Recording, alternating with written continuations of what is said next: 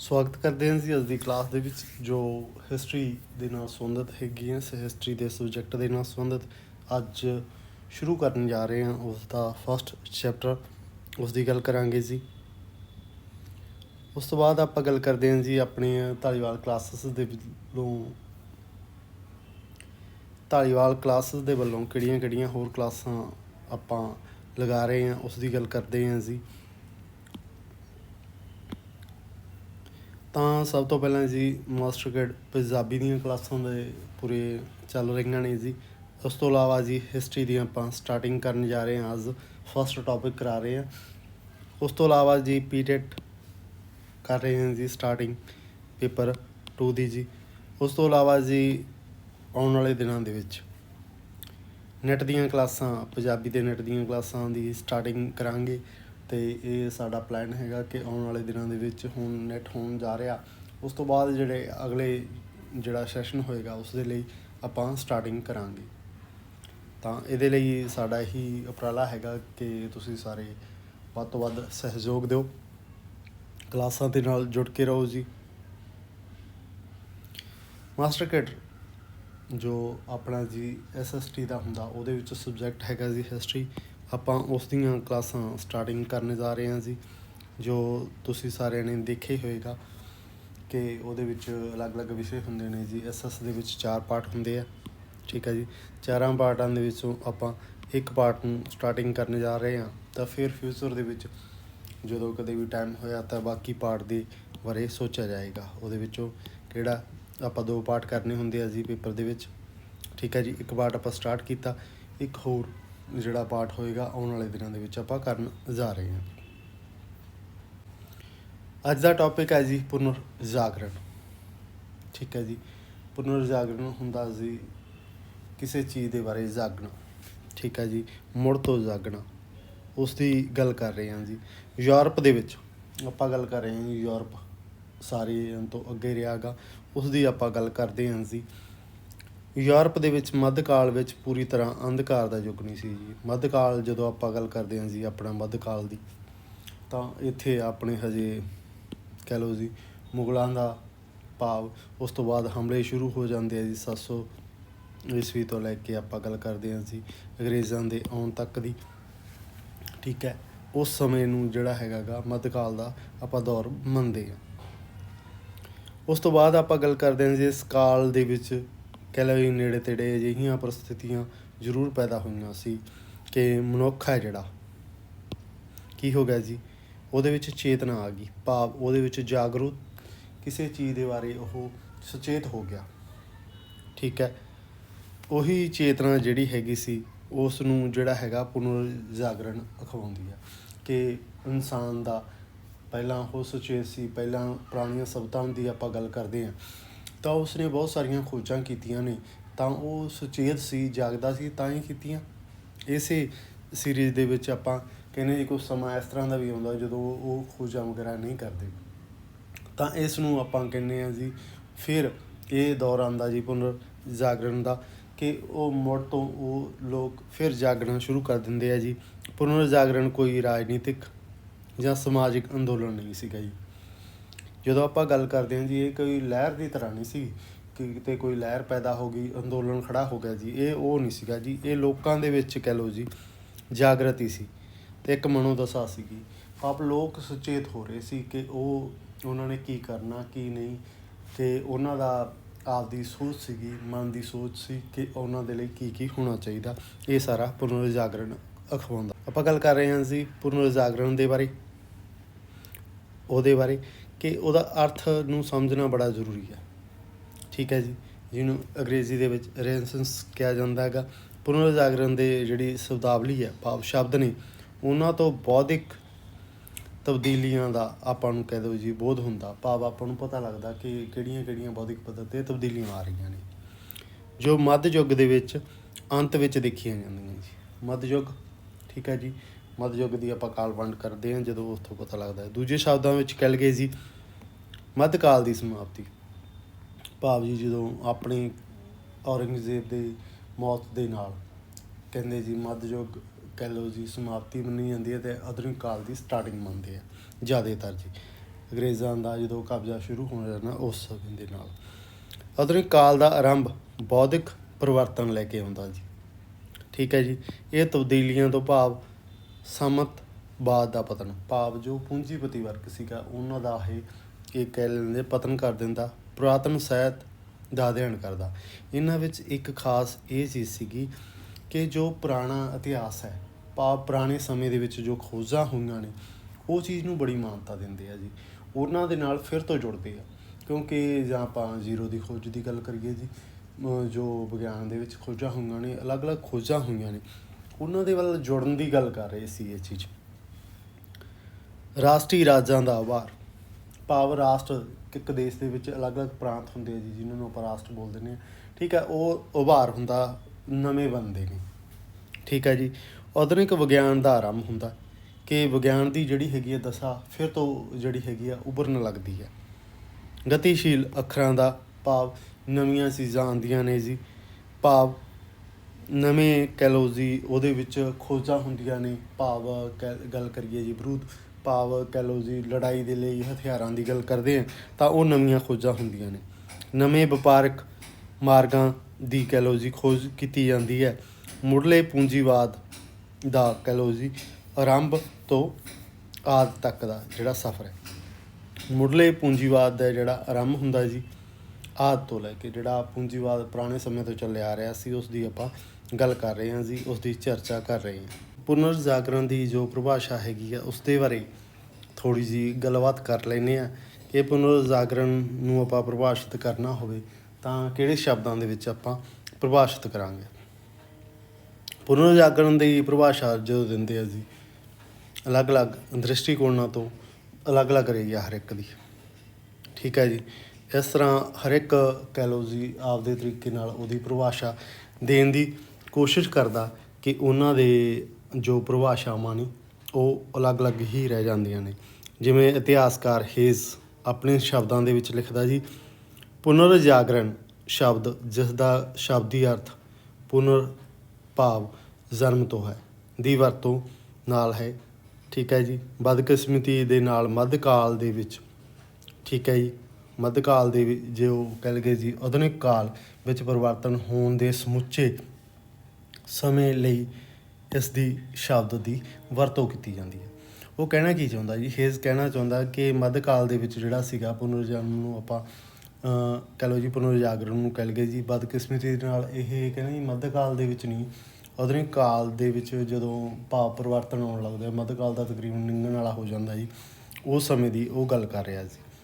ਇਤਿਹਾਸਕਾਰ ਡੇਵਿਸ ਦੇ ਅਨੁਸਾਰ ਪੁਨਰ ਜਾਗਰਣ ਤੋਂ ਭਾਵ ਮਨੁੱਖਤਾ ਦੀ ਸੁਤੰਤਰਤਾ, ਉਸਦੇ ਪ੍ਰੇਮੀ ਸਾਹਸ ਵਿਚਾਰਾਂ ਨੂੰ, ਭਾਵ ਮਨੁੱਖ ਸੁਤੰਤਰ ਹੈਗਾ ਜੀ, ਉਸਦੇ ਕਹਿ ਲਓ ਜੀ ਸਾਹਸ ਜੋ ਵਿਚਾਰ ਨੇ ਉਹਨਾਂ ਨੂੰ, ਜੋ ਮੱਧ ਯੁੱਗ ਦੇ ਵਿੱਚ ਧਰਮ ਅਧਿਕਾਰੀਆਂ ਦੁਆਰਾ ਜਕੜੇ ਕੈਦੀ ਬਣਾ ਕੇ ਦਿੱਤੇ ਗਏ ਸੀਗੇ ਅਤੇ ਪ੍ਰਗਟ ਕਰਨਾ ਸੀਗਾ। ਭਾਵ ਜੀ ਜਦੋਂ ਆਪਾਂ ਮੱਧਕਾਲ ਦੀ ਗੱਲ ਕਰਦੇ ਹਾਂ ਨਾ, ਉਸ ਸਮੇਂ ਦੇ ਵਿੱਚ ਜੀ ਧਰਮ ਦਾ ਇੰਨਾ ਬੋਲਬਾਲਾ ਸੀਗਾ ਜੀ। ਜਦੋਂ ਤੁਸੀਂ ਦੇਖੋਗੇ ਇੰਡੀਆ ਦੇ ਵਿੱਚ ਵੀ, ਠੀਕ ਹੈ, ਆਪਾਂ ਵਰਲਡ ਲੈਵਲ ਦੀ ਗੱਲ ਕਰ ਰਹੇ ਹਾਂ ਤਾਂ ਇੰਡੀਆ ਦੇ ਲੈਵਲ 'ਤੇ ਵੀ ਆਪਾਂ ਦੇਖੀਏ ਤਾਂ ਉਦੋਂ ਜਿਹੜਾ ਹੈਗਾ ਮੱਧਕਾਲ ਦੇ ਦੇਖੋ ਜੀ ਕਿੰਨੇ ਦੇਵੀ ਦੇਵਤਿਆਂ ਦੀ ਗੱਲ ਕਰਦੇ ਆ, ਗੁਰੂਆਂ ਦੀ ਗੱਲ ਕਰਦੇ ਆ ਕਿ ਉਦੋਂ ਧਰਮ ਦਾ ਬੋਲਬਾਲਾ ਬਹੁਤ ਜ਼ਿਆਦਾ ਹੋ ਗਿਆ ਸੀ। ਅਤੇ ਉਸ ਤੋਂ ਬਾਅਦ ਜਦੋਂ ਅੰਗਰੇਜ਼ ਜਮਾਂ ਐਂਡ 'ਤੇ ਜਾ ਕੇ ਤਾਂ ਆਪਦੇ ਧਰਮ ਦਾ ਪ੍ਰਚਾਰ ਕਰਨ ਲੱਗ ਜਾਂਦੇ ਆ, ਉਸ ਦੇ ਬਾਰੇ ਗੱਲ ਕੀਤੀ ਹੈ ਕਿ ਮਨੁੱਖ ਹੈ ਜਿਹੜਾ ਧਰਮ ਅਧਿਕਾਰੀਆਂ ਦੁਆਰਾ ਜਕੜੇ ਹੋਏ ਜਿਹੜਾ ਹੈ ਕੈਦੀ ਬਣਾ ਕੇ ਰੱਖਿਆ ਜਾਂਦਾ ਸੀ ਕਿ ਬਈ ਉਹ ਧਰਮ ਦੀ ਹੀ ਉਹਨਾਂ ਦੀ ਗੱਲ ਮੰਨਣੀ ਪੈਂਦੀ ਸੀ, ਜਿਹੜੇ ਪੁਜਾਰੀ ਵਰਗ ਸੀ ਉਹਨਾਂ ਲਈ ਉਹ ਵਿਚਾਰ ਪ੍ਰਗਟ ਕਰਨਾ ਸੀਗਾ, ਉਸ ਦੇ ਬਾਰੇ ਗੱਲ ਕਰ ਰਹੇ ਆ। ਬੌਧਿਕ, ਇਹਦੇ ਬਾਰੇ ਆਪਾਂ ਹੋਰ ਗੱਲ ਕਰਦੇ ਹਾਂ ਜੀ। ਬੌਧਿਕ ਅਤੇ ਉਦਾਰ ਸੱਭਿਆਚਾਰਕ ਅੰਦੋਲਨ, ਆਪਾਂ ਪੁਨਰ ਜਾਗਰਣ ਨੂੰ ਕੀ ਕਹਿ ਸਕਦੇ ਹਾਂ ਜੀ। ਇੱਕ ਤਾਂ ਬੌਧਿਕ ਹੈ, ਉਹਦੇ ਵਿੱਚ ਇੱਕ ਉਦਾਰ ਦੀ ਨੀਤੀ ਹੈਗੀ ਆ, ਭਾਵ ਲੋਕਾਂ ਦਾ ਭਲਾ ਕਰਨ ਦੀ। ਸੱਭਿਆਚਾਰ ਵੀ ਹੈਗਾ ਜੀ, ਅੰਦੋਲਨ ਦਾ ਨਾਂ ਵੀ ਆਪਾਂ ਦਿੰਦੇ ਹਾਂ ਉਹਨੂੰ। ਜਾਗਰਣ ਅਜਿਹਾ ਇੱਕ ਬੌਧਿਕ ਅਤੇ ਉਦਾਰ ਸੱਭਿਆਚਾਰਕ ਅੰਦੋਲਨ ਸੀ ਜਿਸ ਵਿੱਚ ਪ੍ਰਾਚੀਨ ਯੂਰਪ ਦੀ ਪ੍ਰੇਰਨਾ ਦੇ ਆਧਾਰ 'ਤੇ ਨਵੇਂ ਯੂਰਪ ਦਾ ਨਿਰਮਾਣ ਹੋ ਰਿਹਾ ਸੀ। ਯੂਰਪ ਦੀ ਗੱਲ ਕਰਦੇ ਹਾਂ ਜੀ ਆਪਾਂ, ਤਾਂ ਯੂਰਪ ਦਾ ਇਤਿਹਾਸ ਬੜਾ ਤਕੜਾ ਰਿਹਾ ਹੈਗਾ, ਬੜਾ ਪੁਰਾਣਾ ਅਤੇ ਮਾਣਯੋਗ ਰਿਹਾ ਹੈਗਾ, ਪ੍ਰਾਚੀਨ ਵਾਲਾ ਜੀ। ਪ੍ਰਾਚੀਨ ਖੇਡਾਂ ਦੀ ਗੱਲ ਕਰਦੇ ਹਾਂ ਜਦੋਂ ਆਪਾਂ, ਉਹ ਯੂਰਪ ਤੋਂ ਹੁੰਦੀਆਂ ਸੀ। ਰਾਜਿਆਂ ਦੀ ਗੱਲ ਕਰਦੇ ਹਾਂ, ਹੋਰ ਬਹੁਤ ਸਾਰੀਆਂ ਖੋਜਾਂ ਨੇ, ਭਾਵ ਇੱਥੋਂ ਹੀ ਸ਼ੁਰੂ ਹੁੰਦੀਆਂ ਨੇ। ਤਾਂ ਨਵੇਂ ਯੂਰਪ ਦੇ ਵਿੱਚ ਨਿਰਮਾਣ ਕਰਨ ਜਾ ਰਹੇ ਸੀਗੇ। ਇਸੇ ਕਰਕੇ ਆਲੋਚਨਾਤਮਕ ਅਤੇ ਪੰਚਾਤਤ ਪ੍ਰਵਿਰਤੀ ਰਹੀ ਹੈ ਜੀ ਉਹਨਾਂ ਦੀ। ਆਲੋਚਨਾਤਮਕ ਦ੍ਰਿਸ਼ਟੀ ਤੋਂ ਰਹੀ ਹੈ ਜੀ। ਪ੍ਰਵਿਰਤੀਆਂ ਨੂੰ ਨਵੀਆਂ ਨੂੰ ਉਹਨੇ ਜਨਮ ਦਿੱਤਾ ਗਾ, ਜਿਸ ਦੇ ਸਿੱਟੇ ਵਜੋਂ ਮਨੁੱਖ ਜਿਹੜਾ ਮੱਧਕਾਲੀ ਬੰਧਨਾਂ ਤੋਂ ਮੁਕਤ ਹੋ ਕੇ ਜੀ ਸੁਤੰਤਰ ਚਿੰਤਨ ਪ੍ਰਤੀ ਵਧਿਆ ਗਾ। ਭਾਵ ਮਨੁੱਖ ਮੱਧਕਾਲ ਦੇ ਵਿੱਚ ਅਨੇਕਾਂ ਜਿਹੜੇ ਧਰਮ ਦੇ ਆਪਾਂ ਬੰਧਨਾਂ ਦੀ ਗੱਲ ਕਰ ਚੁੱਕੇ ਹਾਂ, ਹੋਰ ਅਨੇਕਾਂ ਤਰ੍ਹਾਂ ਦੇ ਜਿਹੜੇ ਬੰਧਨ ਸੀ ਉਹਨਾਂ ਤੋਂ ਆਜ਼ਾਦ ਹੋ ਕੇ ਜੀ ਆਦਾ ਸੁਤੰਤਰ ਹੋ ਕੇ ਜੀ ਚੇਤਨ ਹੋ ਕੇ ਜੀ ਉਹ ਕੀ ਹੋ ਗਿਆ, ਅੱਗੇ ਵੱਧ ਸਕਿਆ। ਭਾਵ ਨਵੇਂ ਪੁਨਰ ਜਾਗਰਣ ਦੇ ਵੱਲ ਗੱਲ ਕਰ ਰਹੇ ਆ। ਮਨੁੱਖੀ ਜੀਵਨ ਦੇ ਵੱਖ-ਵੱਖ ਪਹਿਲੂਆਂ ਦੀ ਉੱਨਤੀ ਆਰੰਭ ਹੋਈ ਹੈ। ਭਾਵ ਉਹਦੀ ਤਰੱਕੀ ਦੀ ਗੱਲ ਕੀਤੀ ਹੈ ਕਿ ਉਹ ਬੰਧਨਾਂ ਨੂੰ ਛੱਡ ਕੇ ਨਵੇਂ ਕੁਛ ਗੱਲ ਕਰਨ ਲੱਗਿਆ, ਜੋ ਕਿ ਯੂਥ ਦੀ ਕਲਾ, ਸਾਹਿਤ, ਦਰਸ਼ਨ, ਵਿਗਿਆਨ ਦੇ ਖੇਤਰਾਂ ਵਿੱਚ ਨਜ਼ਰ ਆਉਂਦੀ ਹੈ। ਜਿਹੜੀ ਆਪਾਂ ਗੱਲ ਕਰਦੇ ਹਾਂ ਜੀ ਇਹ ਯੂਰਪ ਦੇ, ਠੀਕ ਹੈ ਜੀ, ਯੂਰਪ ਦੀ ਜਿਹੜੀ ਹੈਗੀ ਕਲਾ ਸਾਹਿਤ ਵਿੱਚ ਦੇਖਣ ਨੂੰ ਦੇਖ ਸਕਦੇ ਜੀ। ਇੱਥੇ ਮਿਸਟੇਕ ਦੇ ਨਾਲ ਲਿਖਿਆ ਗਿਆ ਹੈ ਯੂਰਪ ਦੇ ਜਿਹੜਾ ਹੈਗਾ ਜੀ ਦੇਸ਼ ਦੇ ਵਿੱਚ, ਉਹਦੀ ਆਪਾਂ ਕਲਾ ਦੇ ਵਿੱਚ ਦੇਖ ਸਕਦੇ ਹਾਂ ਜੀ ਸਾਹਿਤ, ਦਰਸ਼ਨ ਹੁੰਦਾ ਫਿਲਾਸਫੀ, ਵਿਗਿਆਨ ਜੀ ਸਾਇੰਸ ਦੇ ਵਿੱਚ ਦੇਖ ਸਕਦੇ ਹਾਂ। ਇਹਨਾਂ ਦੇ ਖੇਤਰਾਂ ਦੇ ਵਿੱਚ ਉਹਨੇ ਕਿੰਨੀ ਤਰੱਕੀ ਕੀਤੀ ਹੈ। ਠੀਕ ਹੈ ਜੀ। ਰੇਨੈਸਾਂਸ ਪੁਨਰ ਜਾਗਰਣ ਫਾਰਸੀ ਸ਼ਬਦ ਹੈ ਜੀ, ਜਿਸ ਦਾ ਅਰਥ ਮੁੜ ਜਨਮ, ਨਵੀਨ ਜੀਵਨ ਜਾਂ ਮੁੜ ਜਾਗਣਾ, ਦੁਬਾਰਾ ਜਾਗਣਾ, ਇਸ ਤਰ੍ਹਾਂ ਦੇ, ਜਾਂ ਪੁਨਰ ਉਥਾਨ ਸ਼ਬਦ ਵੀ ਇਹਦਾ ਰਿਹਾ ਗਾ, ਮੁੜ ਤੋਂ ਜਾਂਦਾ ਦੁਬਾਰਾ ਕਹਿ ਲਈਏ ਜੀ ਜਾਗਣਾ। ਠੀਕ ਹੈ, ਮੁੜ